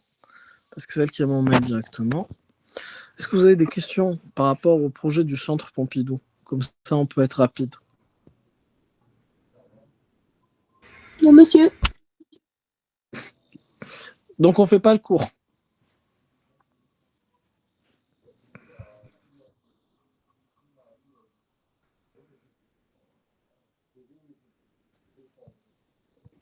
Monsieur, j'ai une question par rapport à la polyvalence au Centre Pompidou. Madame. La polyvalence, elle n'était pas à 100% atténuée, parce qu'après, Pardon, oui. Le centre musical, ou c'est pas, tu as le dernier étage, a été éliminé de programme. Donc, la polyvalence, elle n'est pas à 100%. Non? Excellent. La polyvalence, ce n'est pas à 100%. Je pense qu'une formulation... Déjà, la réflexion théâtre, elle est intéressante. Il y a que ça. Mais pour la... Comment te dire? La formuler plus justement, ce serait de dire que la polyvalence, même si ça a été un élément positif sur la majorité du projet, c'est un élément qui a ses limites. Et ça a ses limites dans justement l'espace musical que tu es en train de citer. C'est-à-dire qu'il y a des espaces là où on peut se permettre de créer un grand volume et dire aux gens, vous faites ce que vous voulez, dedans, on va l'aménager. Il y a des espaces limchés, okay. Et il y a des espaces qui exigent certaines spécificités, notamment l'espace de musique, notamment des espaces sanitaires, si on avait eu peut-être des salles de danse aussi. Et d'ailleurs, dans le même ordre d'esprit, dans le même ordre d'idées, on a aussi été obligé de modifier le musée. Le musée permanent ne pouvait pas s'accommoder du soleil. Parce que comme vous le savez sûrement, la lumière, elle abîme les œuvres d'art. Donc ils ont été obligés de créer une nouvelle structure, ils ont fait appel à une nouvelle architecte. Donc c'est pas tant que la polyvalence n'a pas été atteinte à 100%, c'est que la polyvalence, ils ont essayé de l'appliquer partout dans le projet, mais ce n'était pas pertinent partout dans le projet. Parce qu'il y a des espaces qui ne fonctionnent pas avec ça. Et pour reprendre une formulation qu'on avait déjà eue en classe, une réponse standard ne peut pas fonctionner dans tous les cas de figure. Et c'est ça le drame du modernisme. On a peut-être une réponse à 70% des cas, mais il y a 30% de chances que ça ne fonctionne pas.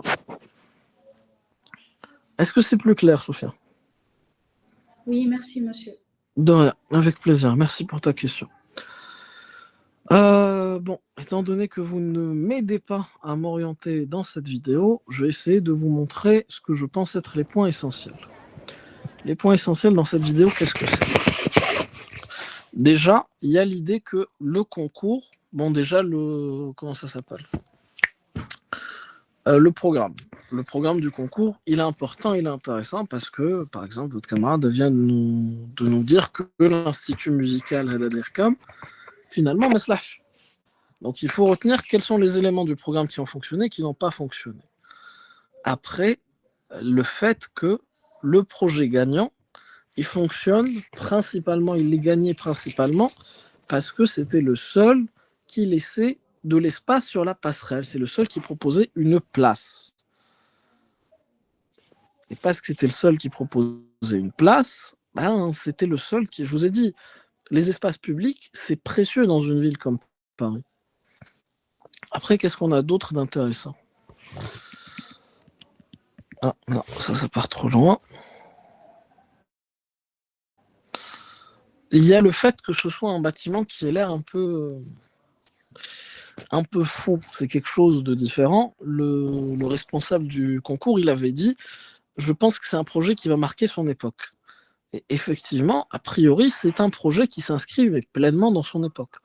C'est-à-dire dans la bande dessinée de l'époque, dans la science-fiction de l'époque, dans les silos et les hangars à fusées du Cap Canaveral, dans les plateformes pétrolières offshore. C'est-à-dire il y a une nouvelle esthétique qui est en train de se développer dans le monde.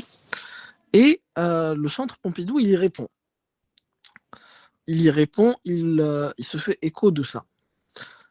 Qu'est-ce qu'il y a d'intéressant après? La structure. Qu'est-ce qu'il y a à dire sur la structure? Il y a à dire de la structure qu'elle permet d'atteindre l'idéal de polyvalence que le centre essaie de créer. C'est-à-dire que fondamentalement, je ne sais pas qui est-ce qui avait dit, c'est une machine à créer de l'espace. Et après cet espace, il est donné à la culture et les gens, ils en font ce qu'ils veulent. Donc, quand vous créez une structure qui est extérieure, comme ça, qui est externalisée, votre intérieur, il vous donne, excusez-moi, il vous donne essentiellement des plateaux libres. Et ces plateaux libres, ils sont absolument formidables pour développer des activités culturelles. À l'intérieur, vous avez cette grande entrée qui, avant, ça c'est important, notez bien, avant, ce que vous êtes en train de voir sur cette image, ça c'est le rez-de-chaussée, le verre n'existait pas. Ça veut dire quoi? Ça veut dire que les gens, ils rentraient directement de la place jusqu'à l'intérieur du centre. Et qu'il y avait donc une continuité formelle très importante entre les deux. Après, ils ont été obligés de créer ce système de sas parce qu'ils avaient prévu l'espace pour 3000 personnes. Or, ils se sont retrouvés très vite avec 30 000 personnes. Donc, c'était pas... Il fallait créer des systèmes de sécurité. Donc, ici, nos plateaux, la structure en métal, le côté esquisse du bâtiment. N'hésitez pas à m'arrêter si vous avez une question. La chenille, qui est un élément principal dans la composition, qui permet d'avoir encore un rapport avec la ville, parce que l'ascension jusqu'au dernier niveau, elle se fait en rapport avec la ville, et ça veut dire que l'architecture, elle est en rapport avec l'urbain sur plusieurs éléments. Réellement, par rapport aux coursives, par rapport à la chenille, et par rapport au rez-de-chaussée qui est directement en contact avec l'espace public. Est-ce que c'est clair? Oui, monsieur. Oui, monsieur. Super. Est-ce que quelqu'un pourrait m'expliquer ce que c'est qu'une coursive?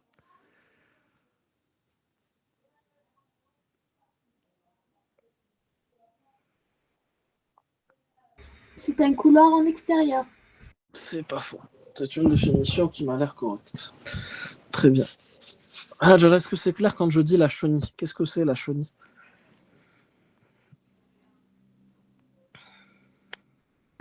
Bon, dans le cas du centre Pompidou, c'est Oui. des escaliers mécaniques. Excellent, très bien. Classe. Ça me convient.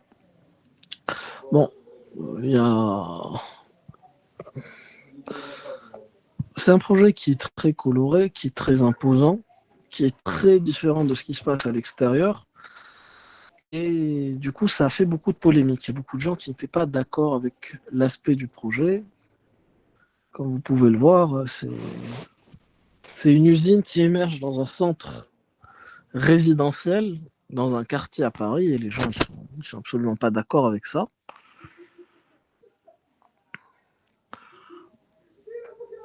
Qu'est-ce qu'il y a d'autre à mentionner? Ces éléments que vous avez sur la façade, ils servent aussi notre problématique qui part dans le sens de la polyvalence, à savoir que ils permettent d'avoir plus d'espace dedans, tout simplement. Au lieu d'avoir des tuyaux à l'intérieur, au lieu d'avoir des éléments qui passent dedans, vous extériorisez un maximum d'éléments, que ce soit les coursives, que ce soit les tuyaux de gaz, que ce soit les tuyaux d'eau, que ce soit les gaines d'électricité, de climatisation.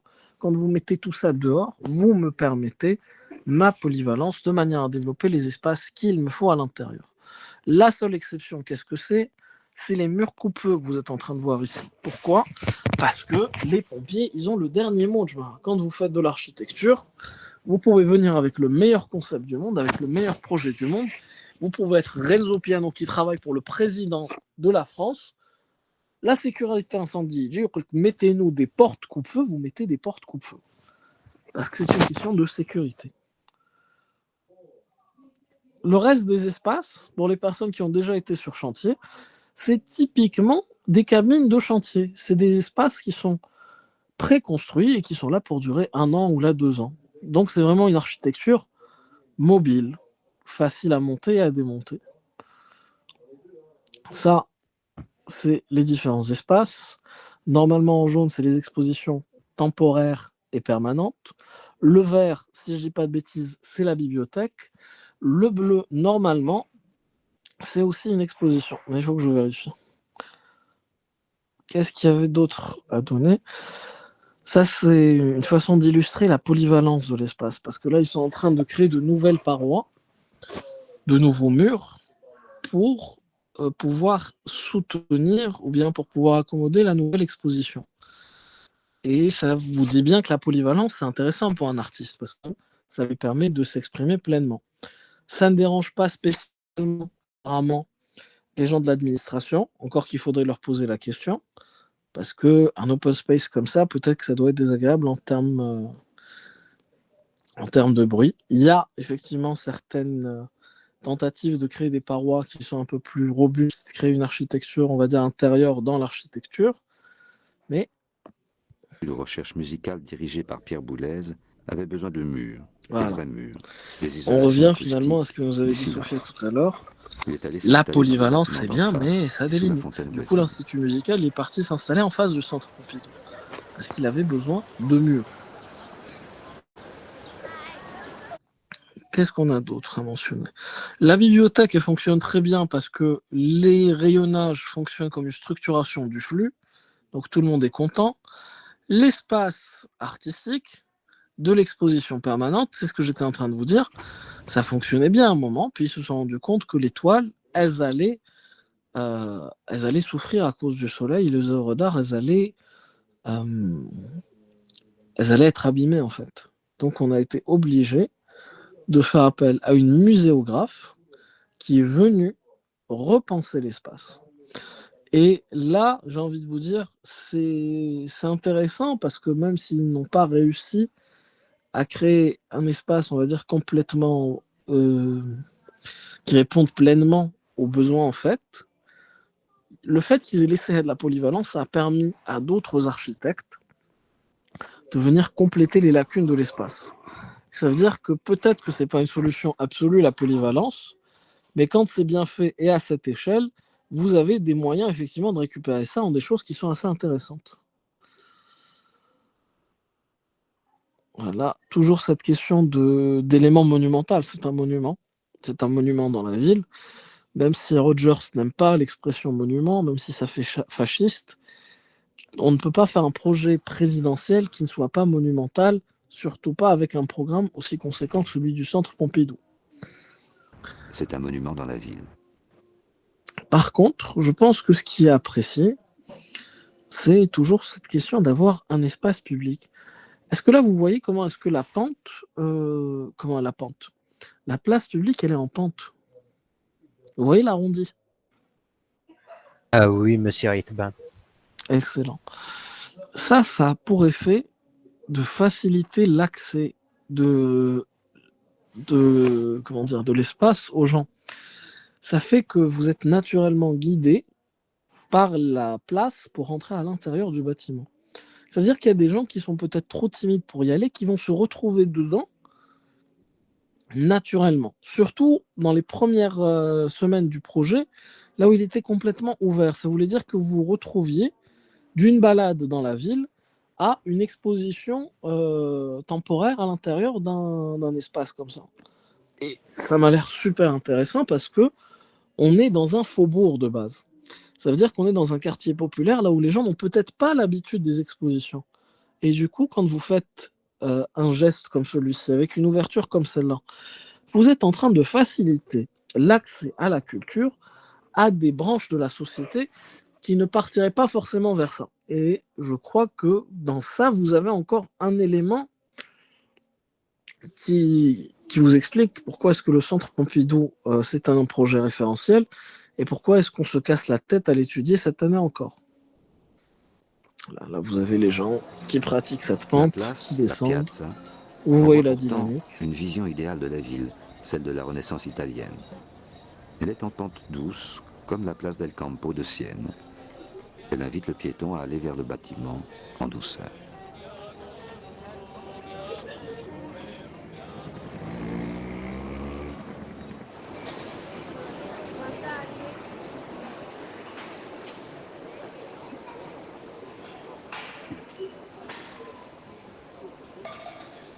Dans le projet d'origine, il n'y avait pas de séparation entre la place et le bâtiment. Le grand hall du rez-de-chaussée était un espace ouvert sous pilotis. La réalité du climat parisien a poussé les architectes à l'enclore dans le bâti. Jusqu'en 1995, le véritable repère, c'était le forum, un grand trou central, un espace destiné aux grands gestes d'artistes, aux installations, aux créations originales. Le trou a été bouché, mais reste un espace d'exposition. Dans le hall, le mouvement de la ville se poursuit. L'art et la vie quotidienne continuent de s'y mélanger. Désolé. La piazza. Bon. Je pense qu'on a fait le tour du projet du Centre Pompidou. Est-ce que vous avez des questions? Non, monsieur.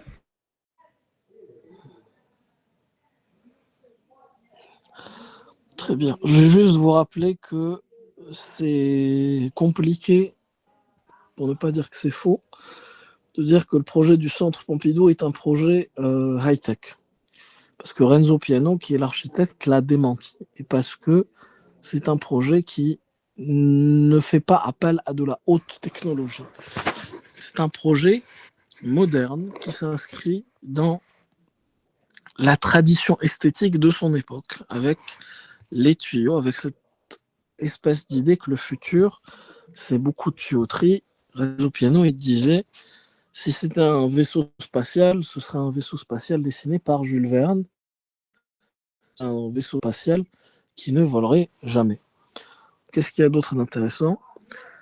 C'est l'idée que Renzo Piano et Richard Rogers, ils sont très jeunes quand ils font ce projet, et ils vous disent, non, on ne savait pas c'était quoi la culture. Parce qu'on ne savait pas c'était quoi la culture, on a décidé de botter en touche. On a décidé de créer un espace polyvalent, avec une place, et on s'est dit, vas-y, on avisera dans ça. Et c'est ça qui a fonctionné finalement. Donc, la polyvalence, le rapport avec l'urbain, la fantaisie ou l'audace d'avoir un projet qui a une esthétique qui se démarque du reste. Elle est complètement en opposition avec tout ce qui se passe autour. Mais jusqu'à présent, ça reste un projet qui est, à mon avis, référentiel et qui factuellement, il est fréquenté par énormément de gens. Voilà, le projet Pompidou. Il est 7h dans 2 minutes. Je peux finir le projet de la tour Montparnasse, je pense, en 5 à 10 minutes. Je vous demanderai d'être patient avec moi. Je crois qu'on en a encore pour 30 minutes. Les personnes qui ont besoin de partir, il n'y a aucun souci. Par contre, si vous avez des questions, ce serait intelligent de les poser dans le chat au fur et à mesure. Ça marche? Oui, monsieur. Oui, monsieur. Oui. Merci. Super. Alors, le projet de la tour Montparnasse, il y a plusieurs éléments qui sont intéressants dedans. Premièrement, c'est le fait que ce soit véritablement un projet urbain. Parce que c'est un projet urbain avec plusieurs pôles. C'est un projet urbain qui se commence par la gare, qui était le prétexte à tout ça. On s'est dit, ah tiens, il va falloir qu'on change la gare. Et parce qu'on va changer la gare, on va pouvoir développer autour du logement un centre commercial, ce qui est très nouveau pour l'époque, et notre fameuse tour en numéro 4. L'autre élément qui est intéressant, c'est qu'on s'inscrit dans un contexte d'après-guerre où l'identité architecturale de l'économie, de la compétitivité, de la puissance, c'est la tour d'affaires. C'est des quartiers à la New York. C'est des skylines comme à Londres. Et donc à Paris, ils ont envie, pour ne pas dire besoin, de créer ce quartier d'affaires au cœur de Paris. Et pour revenir un peu dans cette conversation, on va dire, ils appelaient ça le concert des nations, pour exister à l'international, on va dire. Les contraintes structurales du projet, je vous invite à les vérifier vous-même. Vous avez une vidéo de 45 minutes. Vous n'êtes pas obligé de regarder tout ce qui est structure de A à Z. Je pense que c'est pas super intéressant pour l'examen de THP. Renseignez-vous sur ce qui importe, on va dire, d'un point de vue architectural et urbain. Si la structure participe à ça, c'est bon. Si c'est juste un défi technique qu'on a relevé et que ça n'a pas d'incidence ni sur l'architecture, ni sur l'urbanisme, ça veut dire que c'est une information superflue en général. Bon, là, qu'est-ce qu'on a? On a la question de la circulation verticale. Ça, c'est juste pour vous expliquer que dans une tour, on ne met jamais tous les ascenseurs qui démarrent du premier niveau jusqu'au dernier niveau. Ce serait une perte d'argent et de temps monumental.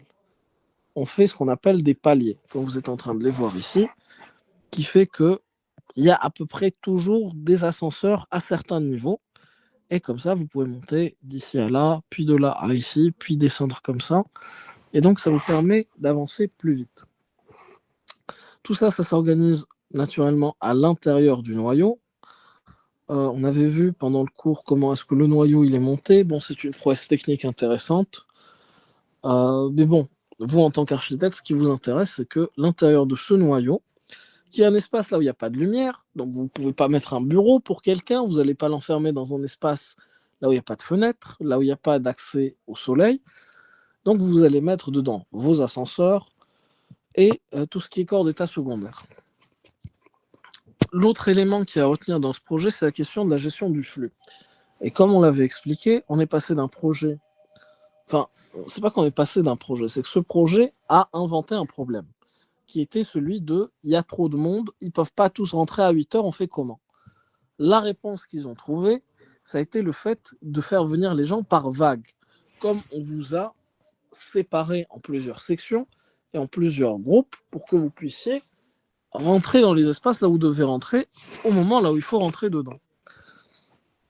Mais qu'est-ce qui est intéressant dans ça? C'est que ça a eu des retombées urbaines, dans le sens où parce qu'il y avait des gens qui commençaient à 8h, des gens à 10h et des gens à 8h du soir, ce qui se passe, c'est que vous allez vous retrouver avec un flux constant d'employés qui sortent.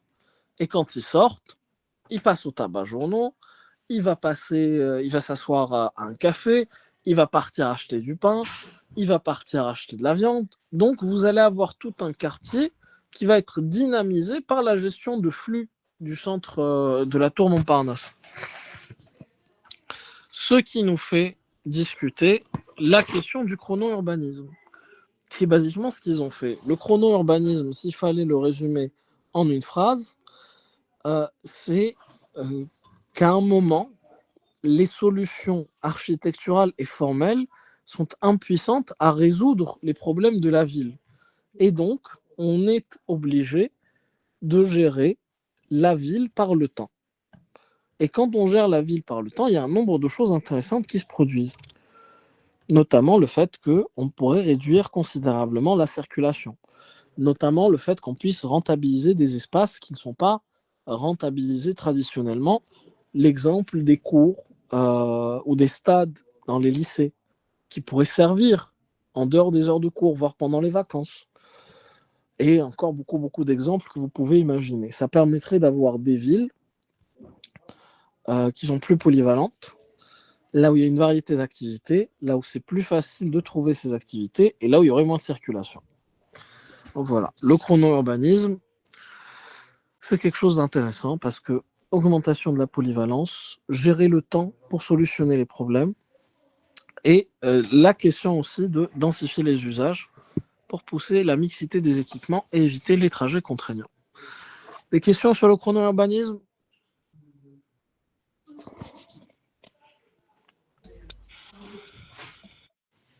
Pas spécialement, non. Ça marche, super. Alors, dans tout ça, dans la question de la tour Montparnasse, en plus de la question de l'évacuation incendie, qui s'articule autour du fait qu'au lieu de vider tout le bâtiment s'il y a du feu, ce qui aurait été impossible, comme on l'avait dit la dernière fois, on va vider un étage à la fois. Il y avait ça d'utile. Voilà. La vraie question qui revient, et qui est importante dans ce projet, c'est la question de la modernité. On est dans les années 1973 et on veut faire un projet qui est moderne. Or, le projet moderne qu'on est en train de construire, il n'est pas si moderne que ça. Ou plutôt, il ne va pas rester moderne très longtemps. Si ça, c'est moderne dans les années 1973, ça ne l'est plus du tout en 2023. Et du coup, on va faire appel. On va faire appel à des architectes pour essayer de poser la question qu'est-ce que c'est qu'un projet moderne en 2023 ? On va avoir plusieurs propositions. Et celle qui va gagner finalement, c'est celle de l'agence AOM, qui va avoir pour objectif, en 3 mots, rendre le projet moins imposant, en remplaçant le verre opaque par un verre transparent. Rendre le projet plus végétal. Ça va lui donner un aspect écologique, de par le fait d'avoir le jardin, de par le fait d'avoir la serre au dernier étage qui va rendre le projet encore plus grand, du fait de la climatisation des façades qui se fait par une façade nervurée. Donc le vent, il passe et il capte cette énergie et il s'en servent à l'intérieur du bâtiment. Et surtout, rendre le projet plus urbain et plus accessible, en créant un centre commercial au rez-de-chaussée, en créant cette espèce d'esplanade que vous voyez ici qui crée vraiment un bout de ville qui s'engouffre à l'intérieur d'un bâtiment, avec le jardin qui va être public, avec l'hôtel. Donc on va faire en sorte que ce projet soit, pour utiliser les termes de l'entreprise, ça va redevenir un bout de Paris, là où les gens vont pouvoir venir et en profiter.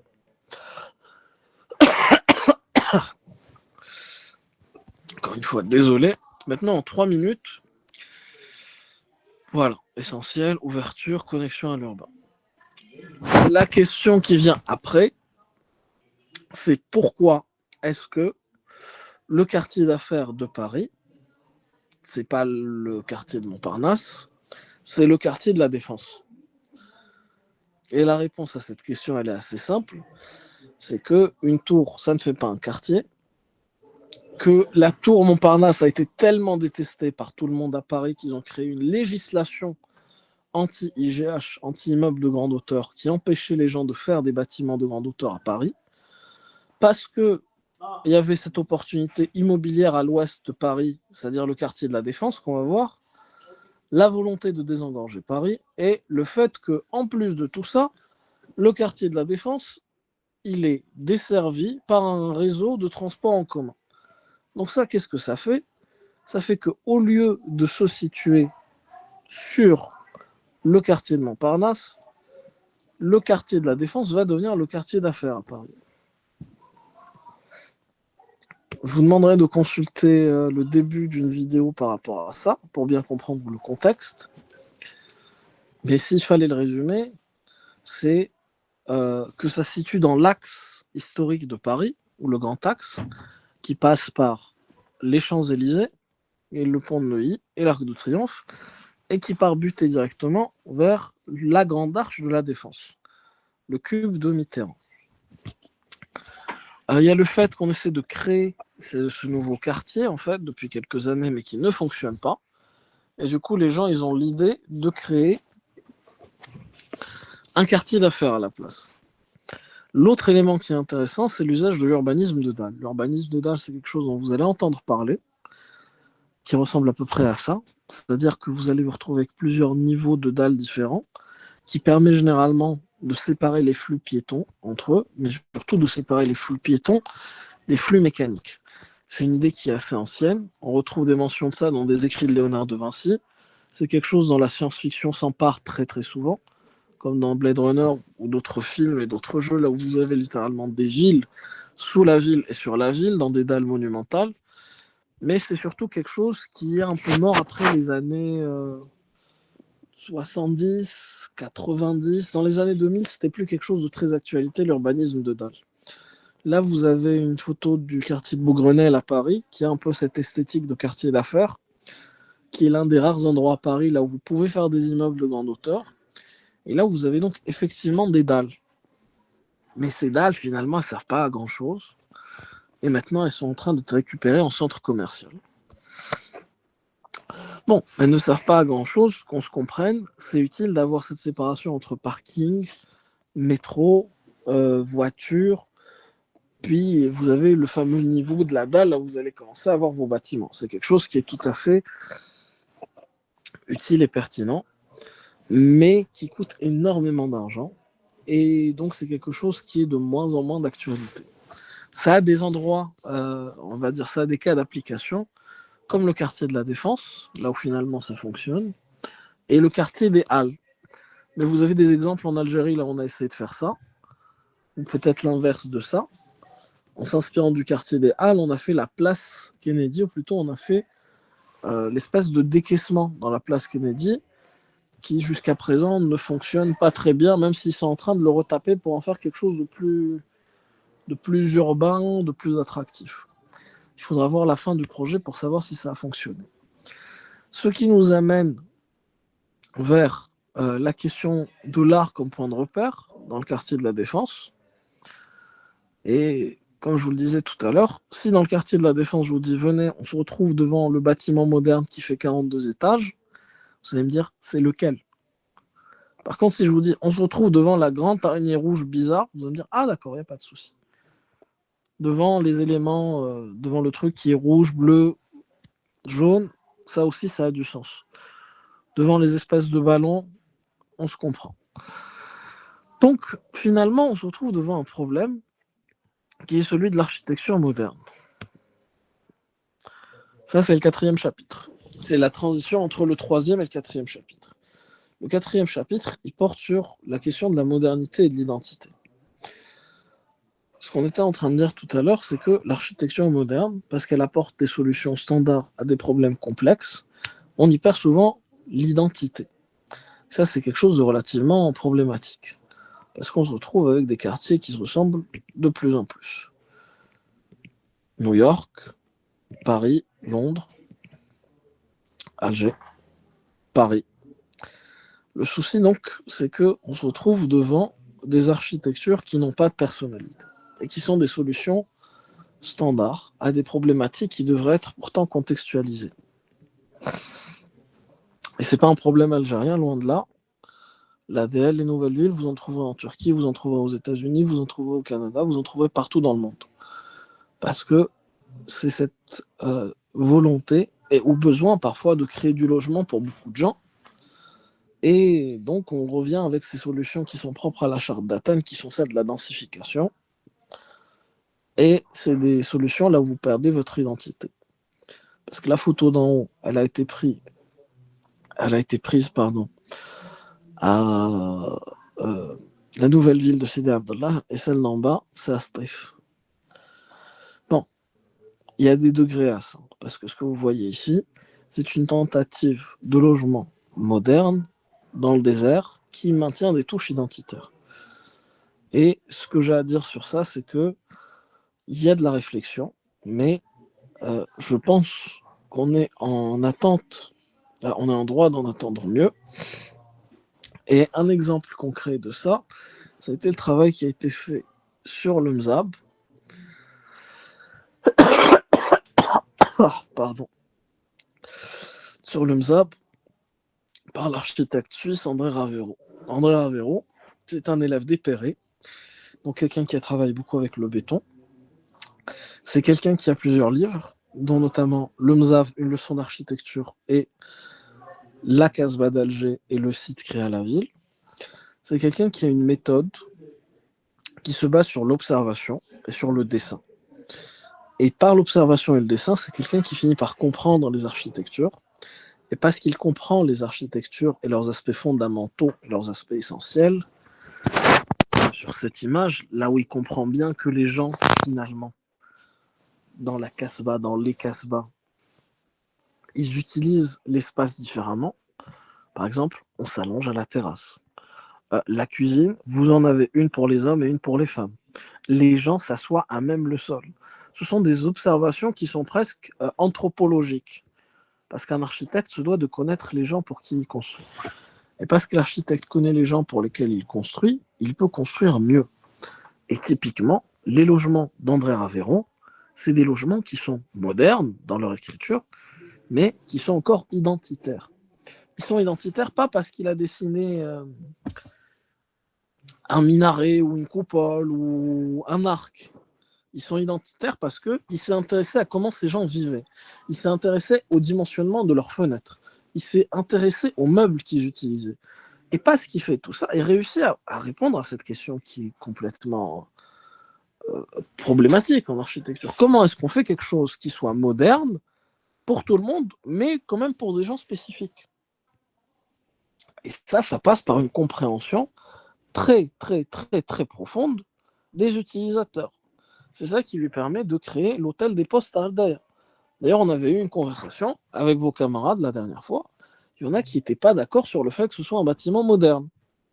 C'est pour ça que vous avez ces gribouillis en jaune qui sont là pour leur signaler que si les ouvertures avaient été remplacées par des baies vitrées, il y aurait très peu de questionnements sur est-ce que c'est un bâtiment moderne ou pas. Mais le fait qu'il ait fait des petites fenêtres et pas des grandes fenêtres, ça vous prouve que c'est quelqu'un qui comprend l'architecture. Parce que dans un désert, vous ne pouvez pas vous permettre de faire une baie vitrée. Au contraire, André Ravero, quand il fait des murs, il les double. Pourquoi est-ce qu'il les double? Parce que quand vous doublez le mur comme ça, le soleil, quand il tape, il va s'arrêter à cette surface. Et ici, vous allez avoir ce qu'on appelle une lame d'air. Le vent va passer. Et parce que le vent passe, cette façade-là va être beaucoup plus froide que celle qui est à côté. Et parfois, ça fonctionne comme une cheminée. Donc, vous êtes sur une façon de faire de l'architecture qui concilie les savoir-faire modernes, les sensibilités modernes, parce que ce sont des bâtiments, excusez-moi, mais c'est un parallélépipède. C'est pas quelque chose, même s'il y en a plusieurs, vous en avez 1, 2, 3. Fondamentalement, ça pourrait être une imbrication de maisons Savoie. Ce sont des formes qui sont simples, avec un jeu sur les façades, qui est une nécessité climatique, avec une compréhension aussi des sensibilités des gens qui cherchent de l'intimité, qui veulent de l'éclairage, mais qui ne veulent pas de chaleur. Donc on met des mouches à râbier. Comme je vous le disais, c'est quelqu'un qui voit avant de faire son architecture. Parce qu'il voit avant de faire son architecture, il produit une architecture qui a beaucoup de sens et qui est très contextualisée. Ça, cette photo, c'est pour vous donner l'anecdote selon laquelle André Ravero, quand il avait ses ateliers dans le désert, la première chose qu'il demandait à ses élèves de faire, c'était de se faire une gondora. Comme ça, ils pouvaient marcher et s'asseoir comme les gens de Ghardaya et sentir le désert véritablement, parce que ce n'est pas quelque chose qu'on puisse faire avec un pantalon ou avec une jupe ou avec un jean. Et donc, le fait qu'il y ait cette compréhension des spécificités locales qui passe même par l'habillement, ça vous explique que c'est quelqu'un qui ne s'est pas contenté de rajouter des arches ou de la mosaïque sur un bâtiment et de dire « Ah voilà, maintenant il est algérien ». Il est venu, il a vécu avec ces gens, il a posé la question « Qu'est-ce que c'est que leur identité? Qu'est-ce qui est important pour ces gens-là? Comment est-ce que je peux conserver ça ?» Il a d'autres projets, notamment ceux de Biskra. Là, vous avez toujours cette même compréhension du site, des fonctions, des usages, et une sensibilité qui est à la fois moderne et identitaire. Et on revient sur l'exemple de tout à l'heure pour vous dire, oui, effectivement, on peut faire une architecture qui soit moderne et locale, et l'un des exemples de ça, c'est Salsafilet. Voilà. Salsafilet, c'est un cours qu'on n'a pas encore fait ensemble. Je préfère ne pas vous le faire découvrir. Est-ce qu'on a fait Salsafilet ensemble ou pas? Non, non. D'accord, il n'y a pas de souci. Donc il ne tombera pas à l'examen. Qu'est-ce que j'ai d'autre à dire? Est-ce que vous avez des questions?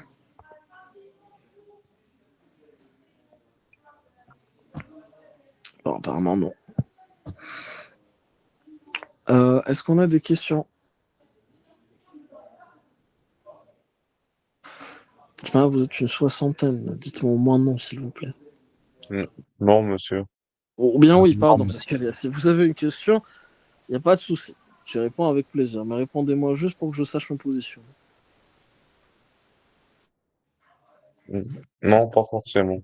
Ça fonctionne. Khalas. Bon. Monsieur, c'est pas une question par rapport au cours, c'est par rapport à l'examen.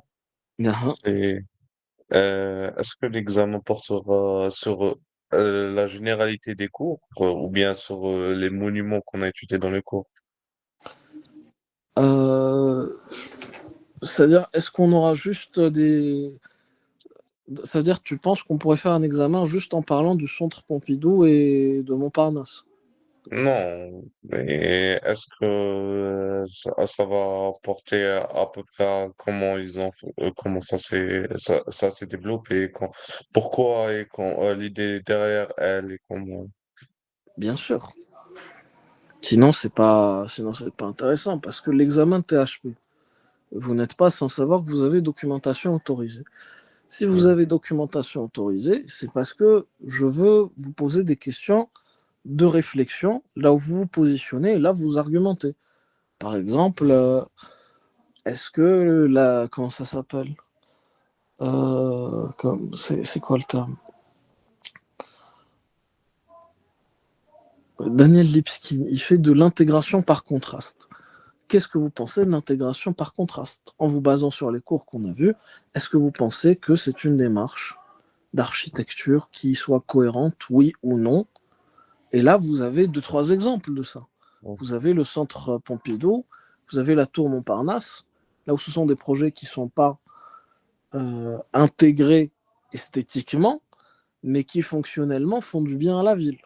Et ça peut être des questions du cours de THP. Donc, je sais, ce qu'on a vu ensemble, les 4 chapitres, tombent. Salsafilet ne tombe pas parce qu'on ne l'a pas vu ensemble. Je vous demanderai de consulter les vidéos, je vous enverrai une liste définitive après. Lina, je ne sais pas si tu es revenue assez tôt pour commencer à noter les vidéos. Non, justement, j'ai été prévenue bien après. C'est pas un souci. On va essayer de faire ça après. Mais voilà, l'essentiel de l'examen de THP, c'est votre capacité à monopoliser vos connaissances, qu'elles viennent du cours ou bien d'ailleurs. Si vous avez vu quelque chose en H1, si vous avez vu un documentaire la veille, et que ça vous permet d'argumenter sur la question de, je sais pas moi, la modernité et l'identité, oui. Est-ce qu'il y aura des questions qui posent sur les cours? Bien sûr. Vous avez une documentation autorisée pour une raison. Par ailleurs, je vous demanderai, s'il vous plaît, de ne pas imprimer l'ensemble du cours. Parce que c'est un gaspillage de papier je trouve monumental. Je vous demanderai, s'il vous plaît, d'être responsable par rapport à ça. S'il y a des choses sur lesquelles vous n'êtes pas sûr, vous ne comprenez pas bien, vous avez peur de vous tromper, vous voulez en imprimer une feuille ou mieux la noter sur votre carnet, ça fonctionne. Vos camarades qui n'ont pas du tout assisté au cours et qui pensent pouvoir imprimer tout le cours et avoir une bonne note, c'est pas pour les démoraliser, mais ça m'a l'air peu probable. L'intérêt, c'est de retenir l'essentiel de chaque cours. C'est ça l'objectif. Et d'être en mesure d'argumenter pourquoi est-ce que c'est bien, pourquoi est-ce que c'est mal, en quoi est-ce que c'est pertinent à l'histoire de l'architecture, comment est-ce que ça nous est utile à nous en tant qu'architectes. C'est ça les questions que j'entends vous poser pendant l'examen. Et j'entends de vous des réponses qui vont être argumentatives et pas descriptives. Pour la 14 millième fois, si je vous demande qu'est-ce qui fait l'intérêt fonctionnel ou la urbain du projet du Centre Pompidou, et qu'il y en a un qui me répond, monsieur, il y a, je sais pas moi, 16 poteaux, il y a 5 étages, et les tuyaux sont jaunes, rouges, verts, bleus, il a 0. Parce que c'est une description, c'est pas une argumentation. Une argumentation, c'est de dire le projet est intéressant par rapport à son implantation urbaine, parce qu'il laisse de la place à une place, parce qu'il crée une pente pour faire venir les gens à l'intérieur du projet, parce que son intégration par contraste le rend visible et en fait un point de repère à l'intérieur de la ville, etc. etc. Je sais pas, est-ce que c'est clair? Ah oui, monsieur, c'est clair. Oui. Ah, ça va. Bon, je vais essayer de corriger et de synthétiser le cours. Je vous l'envoie normalement dans la soirée. Léna, je t'enverrai avec une playlist des vidéos qu'il faut consulter. Ça marche. Et normalement, c'est tout. Est-ce qu'on a une dernière question sur l'examen, sur le truc, sur le machin?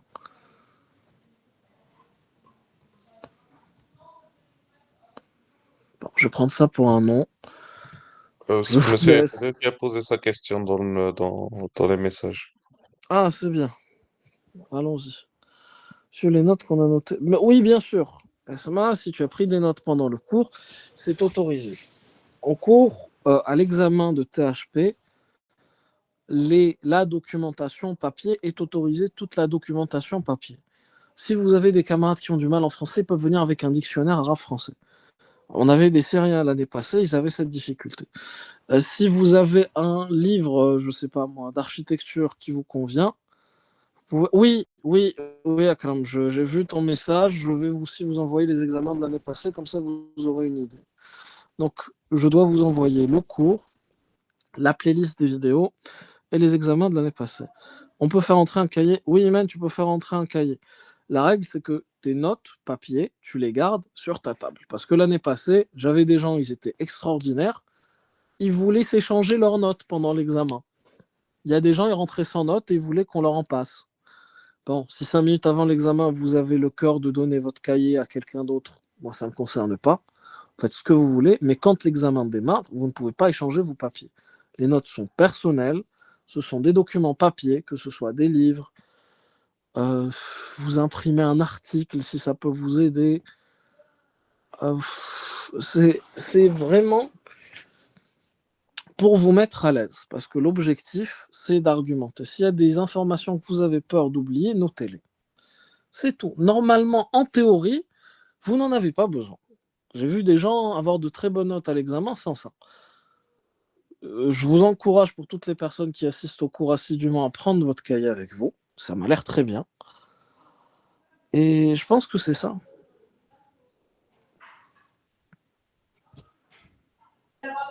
Monsieur, quand on parle des supports, est-ce que les supports graphiques comme des croquis qu'on a fait déjà, est-ce qu'ils sont autorisés?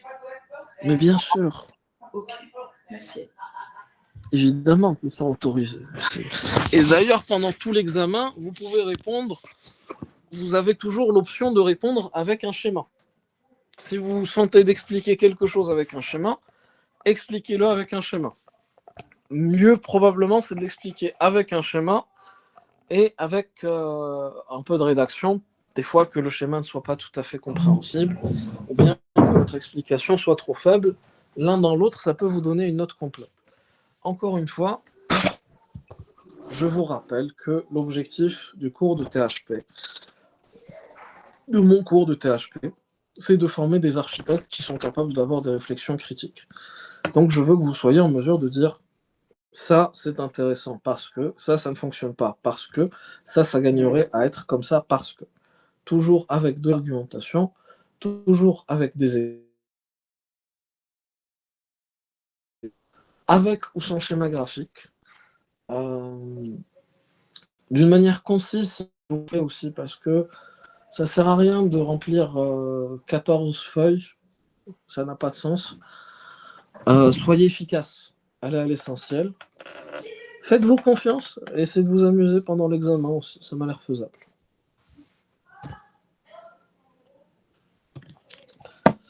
Est-ce qu'on a d'autres questions? Normalement, non, monsieur. Jusqu'à maintenant. Normalement, on a dans le chat non plus. Voilà, c'est ça. Alors, bon courage, les jeunes. Merci beaucoup, monsieur. On vous transmettra rapidement. Avec plaisir. Merci, normal. Merci, monsieur. De rien. Merci à vous. Ah, Lina, s'il te plaît, tu transmets à tes camarades la vidéo. D'accord. Ça marche. Super. Merci tout le monde. Bonne année, bonnes vacances à l'année prochaine, tout ça. Merci à vous aussi. Au revoir, monsieur. À bientôt.